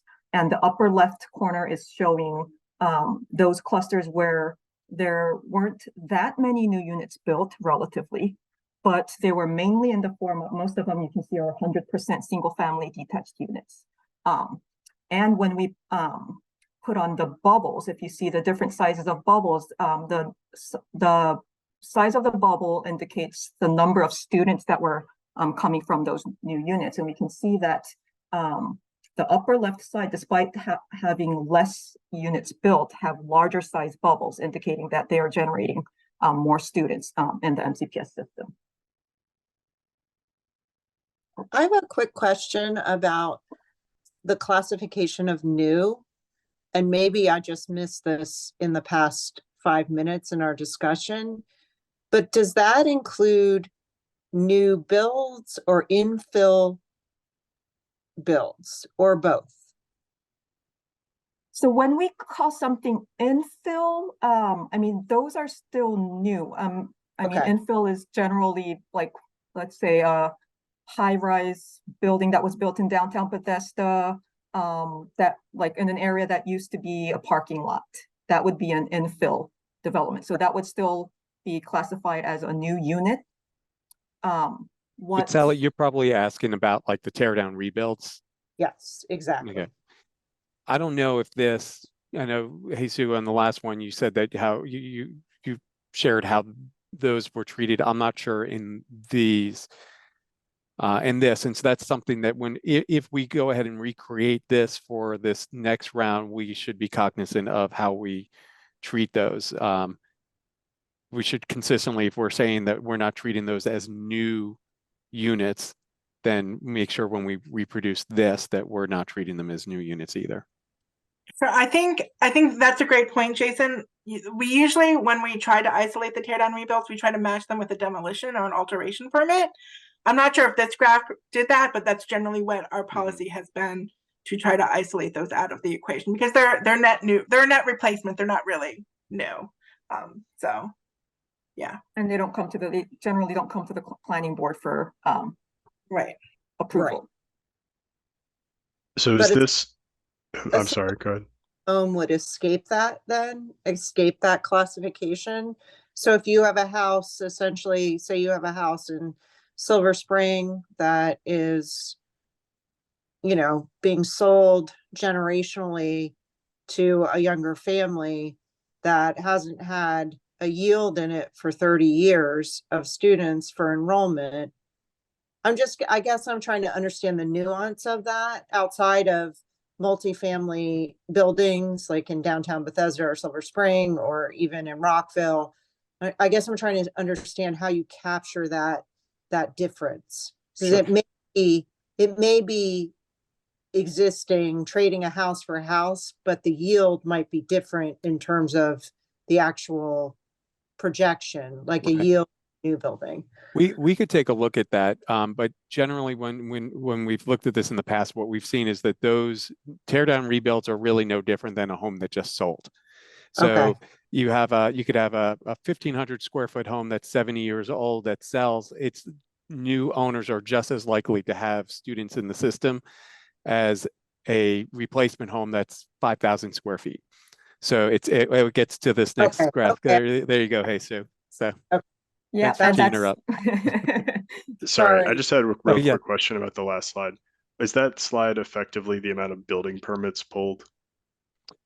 No, if I remember correctly, I think these were the units built. So the data here came from SSTAT, the State Department of Assessments and Taxation, and we could see we have address, so we know where they are, and we have a year built. So it's not the permit data. It's SSTAT data. Okay, thank you. Mm-hmm. Okay, so this next graph is what we got from trying to understand the turnover enrollment trend. We analyzed the student generation rate of all single-family homes in the county, not by the year they were built, but by the year they were sold back to 1998, which is about, how many years is that? Is that 20 years? But so for this graph, if we try to read it from right to left, I know it's not the normal way we do things, but if we read it from right to left, we'll see that so 2018 means homes that were just sold. And as we go 1 year down towards the left, we're seeing homes that were last sold 2 years ago, 3 years ago, down to 20 years ago. We see that after the first few years that a home is sold, they continue to generate more students for about the first 7 years. And it's probably as a result of people gradually having more kids that grow up and enter the system. After about 13 years, it clearly peaks and gradually, or rather steadily, decreases, indicating that students are aging out of the system and homes are starting to be occupied by empty nesters until they're sold and turned over again to another young family. So once they're sold again, if we consider this a cycle, they'll be popping up again as a home that was just sold last year. Another thing that we looked at is the breakdown of our county's entire housing stock in comparison to the share of students coming from each type of housing unit. So the bar on the left shows that 47% of our county's entire housing stock is in single-family detached types. And on the other end, at the top, 14% are multifamily high-rise units.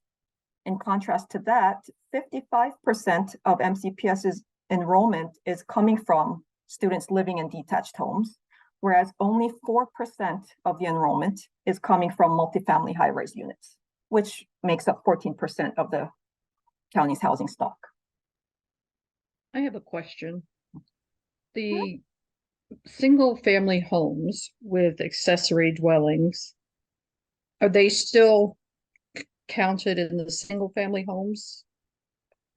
Yes. Even though they may have multiple families living there. So how SDOT works with single-family detached homes with accessory dwelling units is it will be classified as a single-family detached unit, but it will have 2 dwelling units. So instead of 1, it'll have 2. And there are very, very few. Even now, I can only find maybe a handful. So back, you know, We have like 500 now. Oh, okay. Yeah, okay. It exploded when they changed the law about 2 years ago. Okay, so but yeah, this was using 2018 data. So yeah, it was probably a handful like back then. Yeah, this was from before the law updated, but that is something we could take a closer look at this time around too. I know when that law was being updated, we did take a look at the properties that we had were recorded accessory dwelling units on them, and we found no significant difference between a single family home and a single family home with an ADU. Those properties had almost identical student generation rates across the county. Now, again, there weren't that many, but we can maybe redo that analysis. The thing that we were thinking, at the time, was that most ADUs, you have the house, which it might be able to accommodate a family, but the ADU might not, and you might have so even though you've added that additional, you have a single person or a couple living in that, or an aging couple that moves to that, and a new family moves into the house, you really only have one of those units is generating students, and so that's why they were the same. But we can look at that type of analysis again this time through. Yeah, especially in the Wheaton area, it seems to be very highly impacted, and Wheaton High School, well, the whole cluster is really way over capacity, and like Wheaton High School has no place for portables, so they're feeling it. I'm sure it's happening in other areas, but I'm particularly interested in Wheaton and have seen it in Wheaton. Sure. Laura, if you could just real quick, we had you and Griffin, you guys both joined after we had done introductions. I don't know if you just want to real quickly introduce yourself, and then Griffin, if you can. Oh, sure. Sorry. I didn't see the new link until much later. Sorry. And I had another issue come up. I'm Laura Mitchell. I'm the Vice President of Advocacy for MCC PTA. Thanks. Griffin. Yeah, sure. Sorry, same deal here. I'm Griffin Benton. I'm with the Maryland Building Industry Association. We're an advocacy group representing residential builders, developers, land use folks, et cetera. So thank you. Yeah, and I just wanted to follow up on Laura's comment about Wheaton. I have noticed the higher student generation rates in the Wheaton area, so we are monitoring what's going on there. Yeah, and the next slide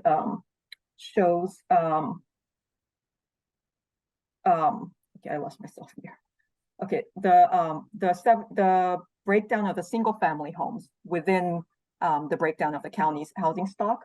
So when we only looked at the single family detached units and the number of students coming from those units, we realized that 73% of the single family detached units, which amounts to 34% of the county's entire housing stock, has 0 students coming from it. So and another way to see this is those 34% of homes, when they're sold to another young family at some point, they can contribute to new enrollment growth, enrollment growth that wasn't in the system before. So this is where our turnover enrollment is probably coming from. Is there any way to, I have no idea how you do this. Is there any way to track how rentals factor into this for single family homes? Because I mean, home ownership is just getting harder and harder with affordability. That's a really great question, Randall. Not to cut you off, I'm sorry, but that is one of the trends that we're finding is when we updated the impact taxes this year, that people are staying in rental units for longer, and we think that has a lot to do with like growing affordability. If your detached homes increase by 32% over 4 years, people are naturally not going to have access to them. I think that we could, so SSAT has a column where it tells you if it's the owner's principal dwelling unit, so it's not quite rental, it could be, their second home, but we can certainly look at that. And I think that's a really great thing really great idea that we should look into. So another question that I've had. Sorry, go ahead. I'm sorry, go ahead. What? No. Well, mine's sort of on this. If this is related, mine's sort of on a different tangent. So if you want to go ahead, I don't want to derail it. Well, mine's not really sort of on this, but I'm wondering if we are doing comparisons of projected to actuals and how those have trended over the last, say, 10 years for student generation numbers in particular. If we're, I don't know, are you projecting or are you just looking at historic numbers? So, I mean, I guess it depends on what you actually mean. So student generation rates are calculated by actual numbers from the planning department. Projections are, I guess, made by MCPS. So they're 2 different things. So student generation rates are calculated every other year, and we use the latest official enrollment data from MCPS. Projections, I believe MCPS produces every year, probably mostly based on their existing enrollment by grade level, and adding in a few factors here and there, like mobility rates and housing unit like growth and whatnot. Right. I was thinking they were maybe relying on your information and historical trends. About 3, maybe 4 years ago, they changed, well, it's probably 5 now. COVID time doesn't count, right? They changed the way they were doing the student enrollment projections, which is what they base their budgets on. And I'm still curious and asking for how the old way of projecting to actual compares to the new way of projecting to actual. So that's where I was going. But yeah, you're looking at historical data, so it's not related. Sorry. And we do share our student generation rates, and we break it down by cluster for MCPS separately, which I believe helps them make their projections reflect, what's going on. Yeah, this isn't a potentially similar, like, can be shared with MCPS. And the answer to this may be it's out of scope, and in which case I understand, but it's still curious if it can be shared.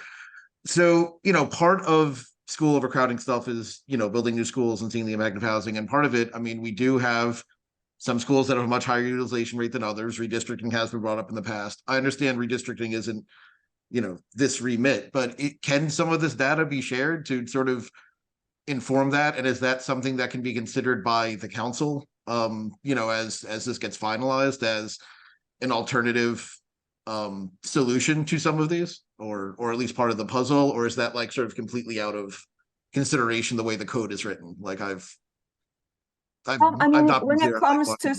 Yeah. actual school facilities and their capital decisions, MCPS does most of it. The council, if anything, mostly just approves on their budget requests. And we do usually work pretty closely with MCPS. We're always trying to figure out how better to work together. We share our data. We use their data, obviously, for projections, and we share our housing data with them. That doesn't mean we can't do more. So we're always looking into that. But right. Well, yeah. just to clarify, I guess my question is more about, and appreciate the point, but on, like, for example, because my understanding that this plan has to be, whatever comes out of planning has to be, agreed upon by the council. When looking at the GIP that the council is going to do, which is in the remit, like, can they? Is it possible to put it on the radar of like, hey, maybe a redistricting can be part of this, doesn't all have to come from new facilities necessarily. That's right. Just something I wanted to put on the radar. Well, so that's, one of the things I would encourage you to take a look at is it came out of the last update in 2020 is our school utilization report that Jesus prepares every year. And what's outstanding about this is that it shows you the historical trends in that you can't go to one location on MCPS's website to get these. You'd have to go to, 20 years or 15 years worth of their projection books to be able to piece all this together, which is exactly what Jesus has done. Is she's put together this database, pulling all these together, and she just adds to it every year. And so you can see the trends in a particular school over time. And one of the other things that we show is county-wide, what percentage of elementary schools, let's say, fall into a particular utilization bucket. And so you can see, less than 90% utilize. It was a small amount 15 years ago. Well, now I think something like 40% of the schools are, utilize less than 90%. Used to have a lot more that were in our red area, which was over 135%. Now there are very few, I think there's only one that's over 135%. So, when we could look at that both elementary school, middle school, high school, and get a good sense of like where things are going. But what it does show is that there are a good number of schools that are underutilized. And so maybe there are other solutions that need to be considered. I would also just point out that, again, this isn't us and it's not the council either, but MCPS is about to undergo some pretty significant boundary studies with the reopening. Jesus mentioned Crown High School, but the year before that, the reopening of Woodward High School. And so when those two high schools open, you're going to have the vast majority of clusters in the county that are going to be touched by those, and that will change boundaries. And so one thing that we've discussed with MCPS is that we want to be actively engaged in that and at least providing them with data about where we anticipate housing coming over the course of the next few decades through, the work that we've done on our master plans, but just what we also know about the development pipeline. So, yeah. Thank you very much. Appreciate it. And yeah, thank you again. And similar excellent data last time, Faizu, and it's impossible to find those, and it was all in one place, and it was great. And as much of that can be done again, would be awesome. But it's appreciated. Mike, if I could just chime in about the boundary studies, because MCCPTA is actually gathering up our folks in the affected clusters. The boundary studies are tackling 90% of it will be at the high school level, some at the middle school level, none at the elementary school across clusters right now. But I would highly encourage you to look at the school utilization report, especially if you like to geek out and look at numbers and sort of get an idea of what, outside of what narratives go on about overcrowding in Montgomery County, is to actually see where the overcrowding happens. Because if you look at those elementary schools, it's actually astonishing. If you roll back a decade, it's not what that looked like. And now you have that crest of the wave crashing, and it's happening at the high school level. And so you should really take a look at that, because that gives a much better picture of where it's happening in the county. And if it's happening in your area, how it might be affected by the reopening of these high schools. Yeah, and one of the things that report also shows, and I know that this room was incorrectly called housing, that's the result of us having to make this switch at the last second to this new Zoom. But that report also includes housing data, so you can get a sense of which clusters are experiencing housing growth, housing turnover, or home sales, and so it's useful. And right now, that's not trend; that's snapshot data on the housing. But if we're, hopefully as we go along here, we'll get more and more data that we can show trends in those in those data as well. No, thank you. I am geeky enough that I will chase that down. And yeah, I will not complain about anything being labeled housing, as you know. So yeah, all right. Thank you. And I did I did drop it in the chat. I think it may have gone into, I don't know if it's the full group chat or this chat. So if you hopefully you can see the link to that report. Last thing. Oh, yeah, I see it now. Thank you very much. Yeah, thank you for that, Jason. Last thing on the redistricting, et cetera, discussion boundaries. I noticed in the first slide, or one of the first slides we saw tonight, it did highlight Crown as impacting that up county cluster, and then it noted Woodward on the bottom, but it didn't state there. So what's Woodward going to be? Are we not going to be creating a boundary for that? So those boundaries, I mean, the reason those were footnoted in the slide that I showed is because there aren't boundaries determined yet. And that's for MCPS to tackle on. Okay. To do. Once they do have a boundary determined, they are able to put out more reliable projections. But the reason we put footnotes is because we have the high school, I guess, online for the year that we're testing. But because there's no boundary, those high schools will show up as 0 enrollment. And that's incorrect for our testing. The schools that we know will be offloaded by the opening of those high schools will show up as overcrowded in our tests. So we put that, we modify the enrollment using a hypothetical scenario and then put a footnote there because, the projections aren't the actual projections. And I think, Randall, though, what you were noting, Hasty was only showing you a clip of that table, so it only included some of the schools. So you didn't see Woodward listed there, but I think you saw the footnote for Woodward.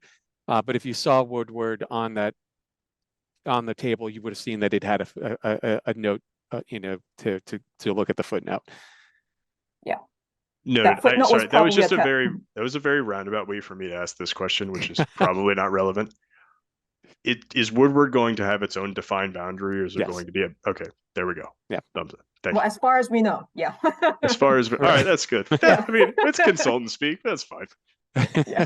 Thank you, Hasty. Yeah. So, I mean, this is the last slide that I have.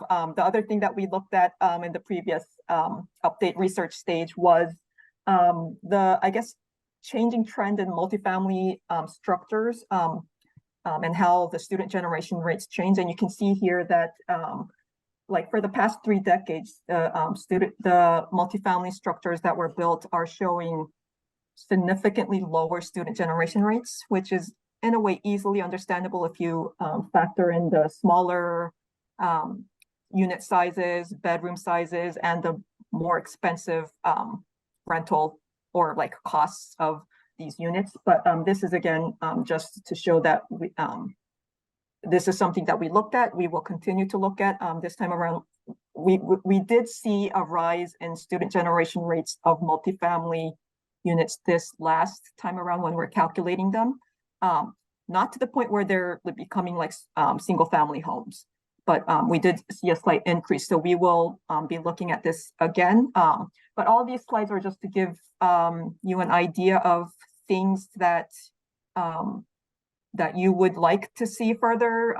There were a lot of questions, but like outside of the things that we've showed, outside of the things that we have looked at previously, we are open to looking at different trends that you might be interested in. So these are all just in a way like trying to help you brainstorm what else you want to see from us, other discussion points that you think would be relevant to our policy update this time around and whatnot.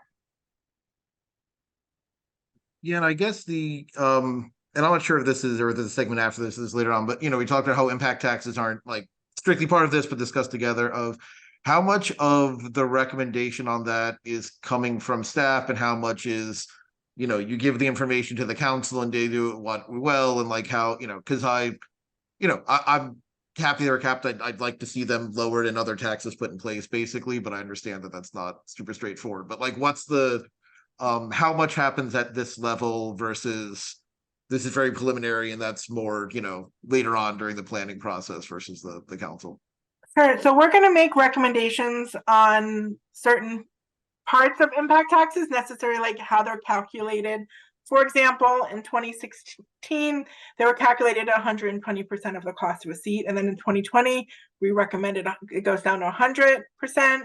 And the council accepted that recommendation. There's already recommendations on exemptions to impact taxes, like for MPDUs, which I know you're a fan of, or opportunity zones, or things like that. We make recommendations, and the council then, and first the planning board looks at it and makes modification recommendations, and then the county council. So we'll send up like a planning board draft, like we do for a master plan, of like all of our recommendations, and then the planning board will send up their draft, and then the council will make their decision. Thank you. This is kind of like related to rates, but it's also, and I'm sure you guys have like this wonderful presentation. We're just not letting you present, but thank you ahead of time for all of that. Regarding rates, I just find it interesting. I was looking at a chart about impact taxes, and I think we're double the closest county in Maryland. So it's just a head scratcher. Like, do we have double the amount of schools that Prince George's County has? And I think I'm not going to go on like some soapbox here, but where I was going with that is, okay, do we have the same amount of schools of our surrounding counties? I'm sure we're going to have more because we're more densely populated. But of these schools that aren't built, because Montgomery County has to have land that's at some point in time, MCPS owns this 20-acre piece of land, and nothing's there right now. So how many parcels of unbuilt school land are sitting out there that can be, for lack of a better way to put it, turned on over the next 10, 15, 20 years? So I don't know the exact number, but it's not a lot. We've had this discussion a lot through the last update, and I'm sure the update before that. It's like we don't have. And we'll do it in 4 more years too. Don't worry. Don't worry. We're going to keep having this discussion. As you know, we don't really have 30 acres for a high school site in many places in the county, but we can be creative. And I think that MCPS, and Jesus can correct me if I'm wrong, has shown a willingness to kind of be more forward thinking. So we'll continue working with them and see what we can do. In regard to that, I don't know if we'll really get into that in this policy, but we have had that discussion at like the master plan level and development review level too. Yeah, we're gonna have to do high-rise high schools pretty soon. Yeah. But yeah, I unfortunately agree. We don't have a lot of time left for a guided discussion. Jesus, do you have the questions? That's a good question. I do not have them on hand.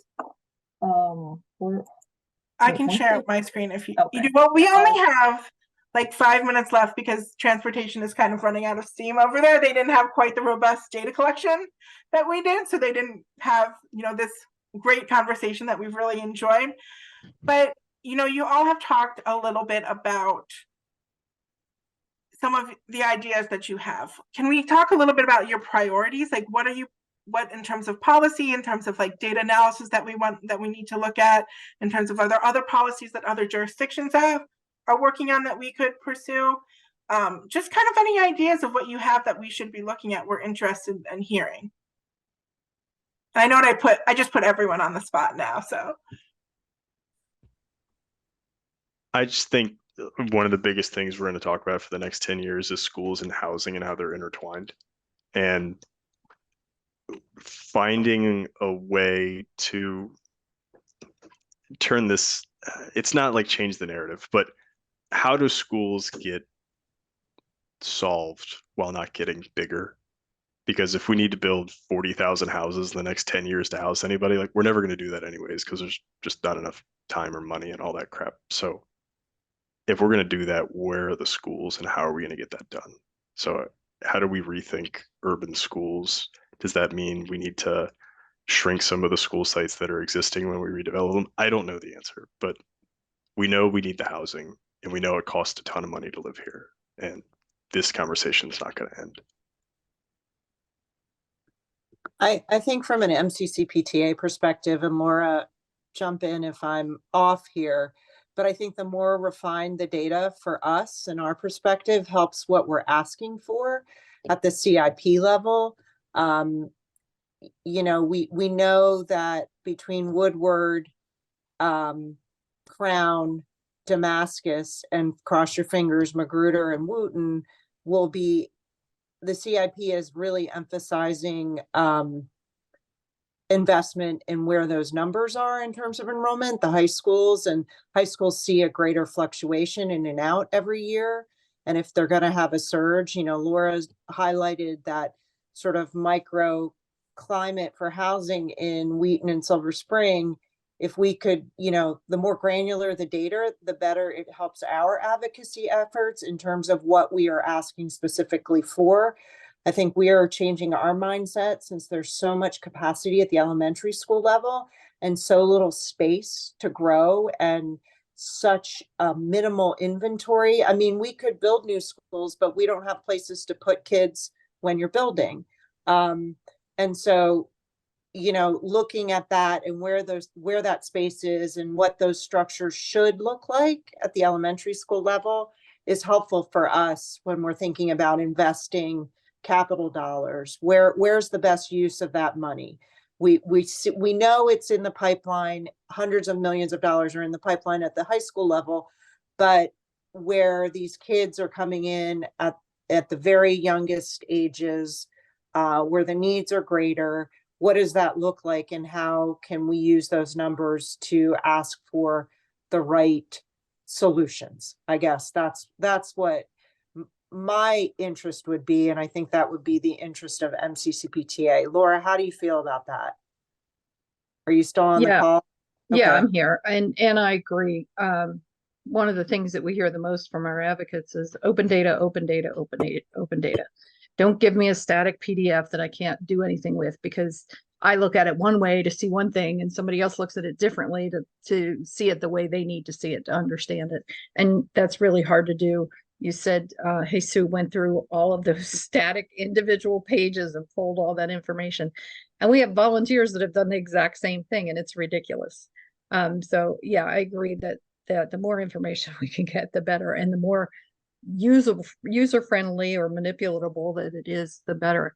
I think this can also be used, this information, on the macro level at the state. One of the reasons that we have the issues we do, where we're opening brand new buildings and saying, where are we going to put, where do you want the portables, is that the state policy needs to change, because they will only fund up to the capacity at the time that you apply, not the capacity even that it's going to be when it opens its doors 5 years later.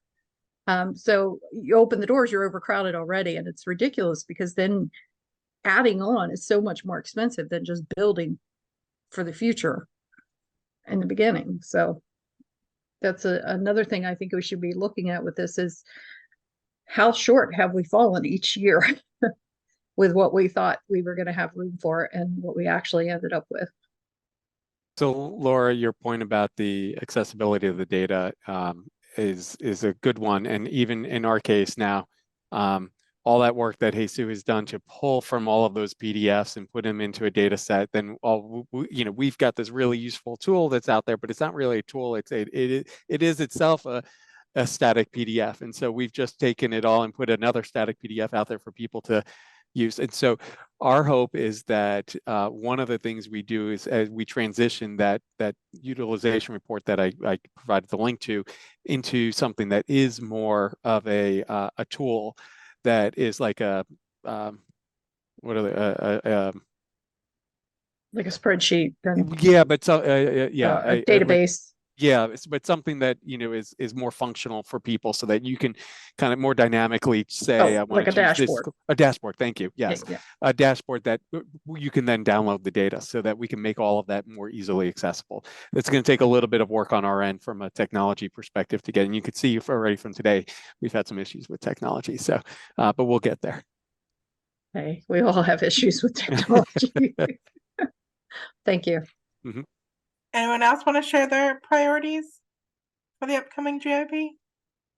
I mean, at a base level, I'd say, and I think planning staff and the planning board does a good job of this, but not necessarily all the county citizenry, of like, I just want new people not to be treated as pollution, which I think a lot of past SSP, whatever it was, has done. And I don't want to see that mindset take hold again. Like that's not to say school overcrowding is very real. We need to deal with it.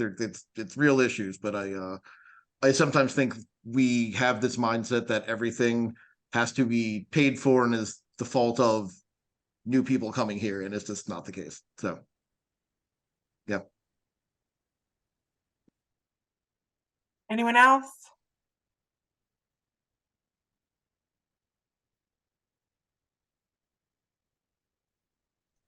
I was going to make a comment. Someone asked about the impact taxes and do we have double the school and all that our rates are double, but impact taxes cover a lot more than just the schools traditionally. So, you know, our roads, the cars on the road also play a big part. And then I was just referring to the, I'm sorry to interrupt you. I apologize for that. I was just referring to the school impact tax. I know we have transportation impact taxes. Yeah, I was just talking about the school impact tax. The school part, yeah.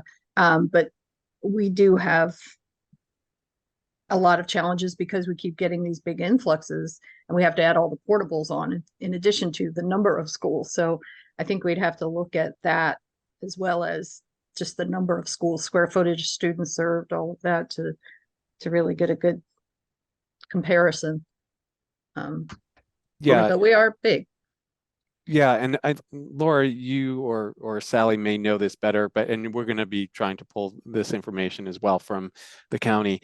But the share of the school construction costs that are funded out of the impact taxes seems to continue to go down and down. And that I think more of it is coming more of the school construction is being funded by the recordation tax and other revenue sources from the state. And so there's less of an emphasis on the role of impact taxes. And so in some ways, you know, Randall, you mentioned that they are double, generally, at least double what you see in other. At least double. Yeah. But we also have a lot of areas in the county that are exempt from impact taxes, or if you build particular types of housing, it's exempt, or if you build it, 25% or more affordable housing, then you can also get, reductions or complete exemption on that as well. And so I think that there's an opportunity for us from a policy perspective to use impact taxes because it's not as a needed, not that it's not needed, but it's not a driving contributor to the funding of the school construction.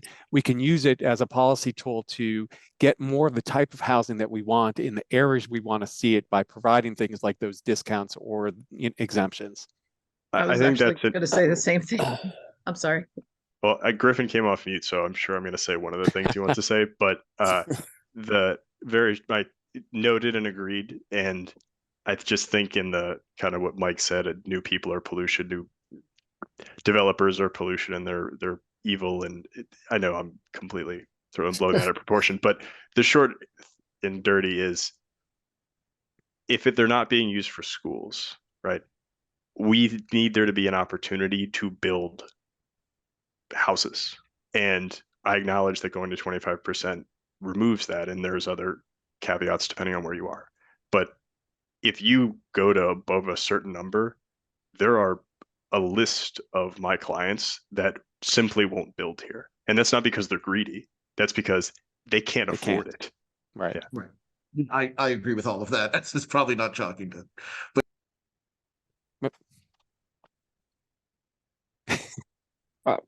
I just go ahead, Griffin. I just had a quick question to piggyback on this conversation regarding, a big policy change as part of 2020 with the SSP was the elimination of the moratorium. The utilization premium payments are, maybe I should know this, but are those used towards school construction costs in those areas, or is that just to the general? Maybe I should know where they go, but. So unlike impact taxes, which can be used anywhere in the county, the utilization premium payments have to be used to relieve the overcrowding in the school that is served by that development project. So it doesn't mean that it needs to fund an addition at that specific school. It can be an addition or a new school that is intended to relieve the overcrowding in that one school. I will also say that, there's a delay in, we have not seen a ton of revenue come in from those utilization premium Okay, payments. that was my next It's question. That was my very- next question. Yeah. And it's going to be very tiny, if anything, at Got this it. point, because Interesting. it's based on projects having been approved when they were required, and then when they come forward with requesting or with their building permit application, that's when they have to actually pay. And so some projects that received their approval even 2 years ago still haven't come forward with their building permit applications. And then there's also fewer and fewer schools that are requiring these, which is a good sign that it means that fewer and fewer of our schools are projected to be overcrowded. Or, as Laura has kind of pointed out, or MCPS's data is projecting fewer and fewer schools to be overcrowded. That doesn't necessarily mean they won't be, right? So it's something where, the reliability of those projection data is always a question mark. This has been a great conversation. Yeah. Anyone have final thoughts in our last minute? Are y'all just very excited to start? Yeah, I this feel a little bad policy? we blew up your planned questions, but I don't know. I think it was a good. I think it was a good chat. So yeah, no, everyone raises good points. I mean, this is all valid. I think before our next meeting, I'm gonna have to go back and figure out and review how MCPS does their enrollment projections, because I forget how that works. And your yield projections, the generation rates are different than MCPS's enrollment projections. And it's like, in some ways you're not looking at the same things. And MCPS's enrollment projections are oftentimes, like Laura indicated, you're not capturing those, because if you start with a cohort in kindergarten, that's not what happens at Wheaton High School. Right. To tease out the mobility rates, all that kind of data, just, I'm going to have to do some digging on that. Yeah, especially in the consortiums, right? It's really hard to tell where they're going to go. And let us help you with that. Like we love data here, and we're going to do a big data dive. But if there's something at the planning department side that you need help with, let us know. Okay, thank you. I really appreciate that. Thank you. Yeah, thank you guys for doing Thank this. you guys. We'll go back to the main room.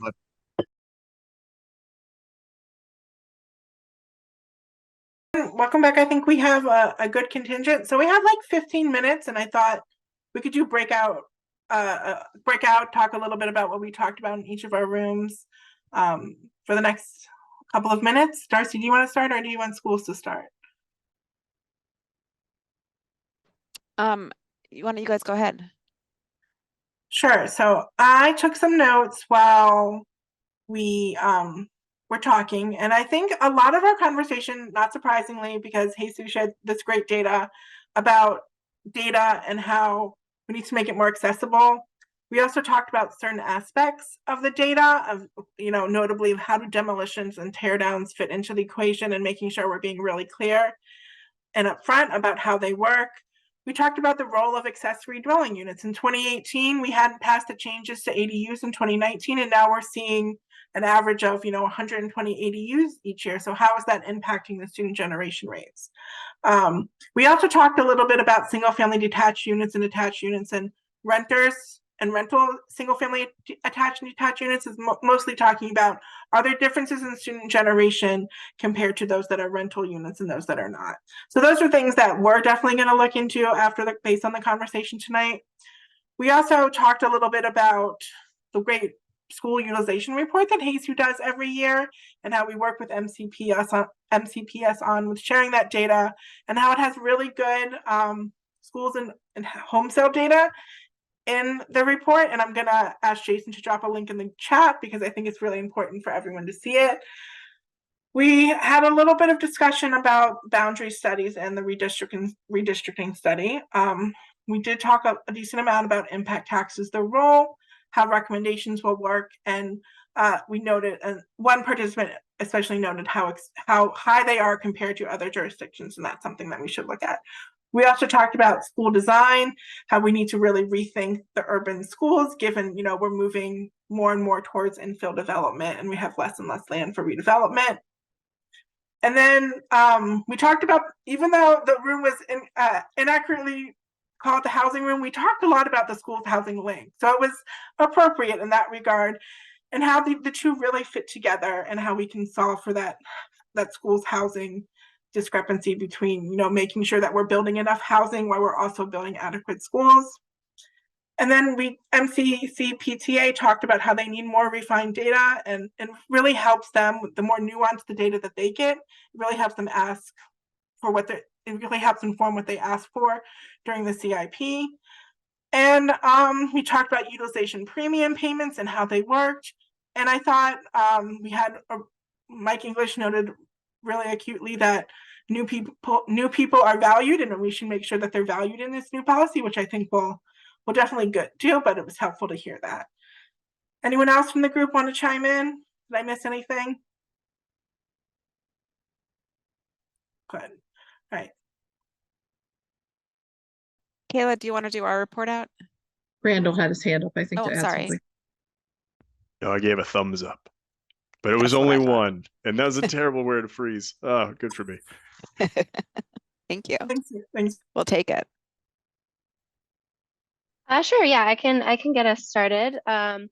We had a good discussion. I think we really got into it at the end there, but I'll try to summarize everything that we talked about.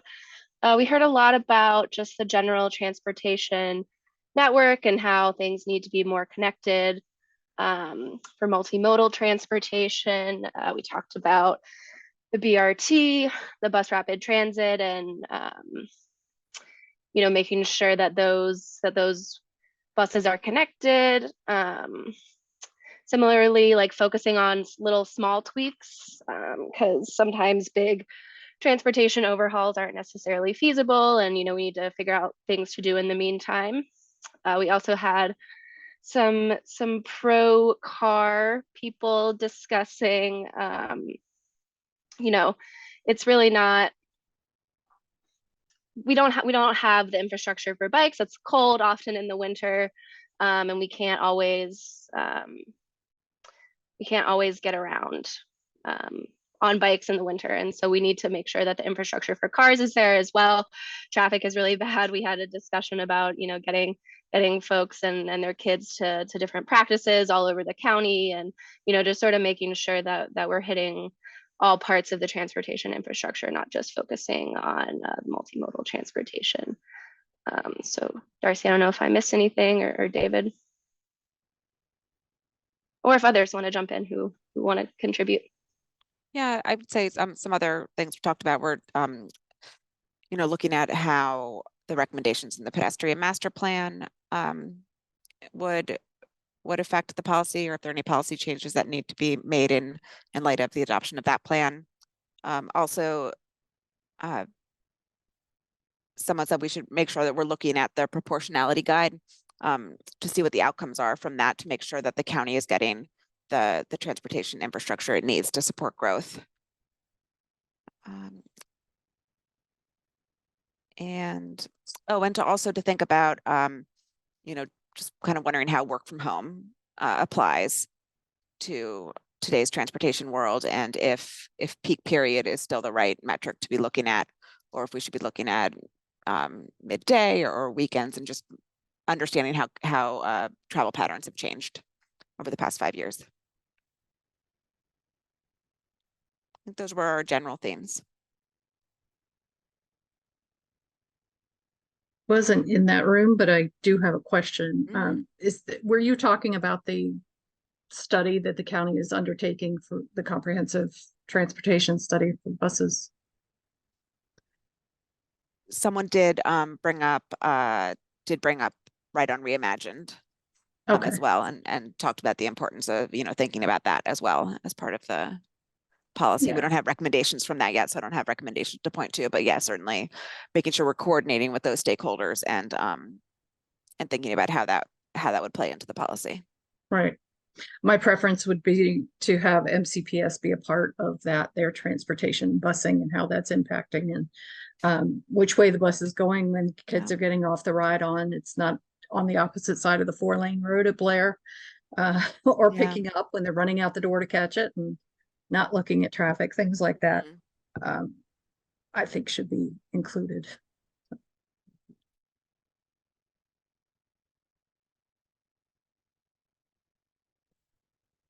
Does anyone have any final thoughts before we depart? Jason, you want to close us out? Well, I was just going to say again, thank you for everyone for joining us this evening. And if you did have any additional questions or comments that you wanted to make, we should make sure that we'll send out an email that you have our contact information. Yeah. Let me. Or if you're going to put it up on the screen. Yes, there you go. Am. The other thing I would say is if you would like us to come and speak to your community or to your organization, reach out to us and let us know if you want to have a conversation around schools or transportation or both. And we are more than happy. I don't think this is the slide. No, it's not, Jason. I'm working on it. There you go. All right. Yeah, we'd be more than happy. Again, we want to be engaging folks as much as possible, especially in this early stage while we're starting to try to understand the people's concerns and values and where they'd like to see this policy go or what they're concerned about. So anyone, Tanya, did you want to, you didn't get a chance to introduce yourself earlier. So if you want to go ahead. Sure. Hi, I'm Tanya Stern, Acting Planning Director with the Planning Department. I joined the meeting after it started, but I was in one of the breakout groups and heard some of the earlier conversation and just wanted to say we really appreciate you taking your time this evening to join us for this kickoff meeting for the growth and infrastructure policy. Really appreciate the really great questions, thoughtful questions and feedback you've given so far. And I hope that you will continue to stay engaged in this project as we proceed. So thank you so much. Can we get a copy of the slides that you showed today? We're gonna, yes, of course. We're gonna work to post them on our website, and we're gonna send out an e-letter when they're up. So make sure you're signed up to our e-letter. I just put that in the chat. Otherwise, you can also email Darcy and I, and we will send a copy to you. Thank you. Have a good night, everyone. Thank you again for Thank coming. you. Thank you.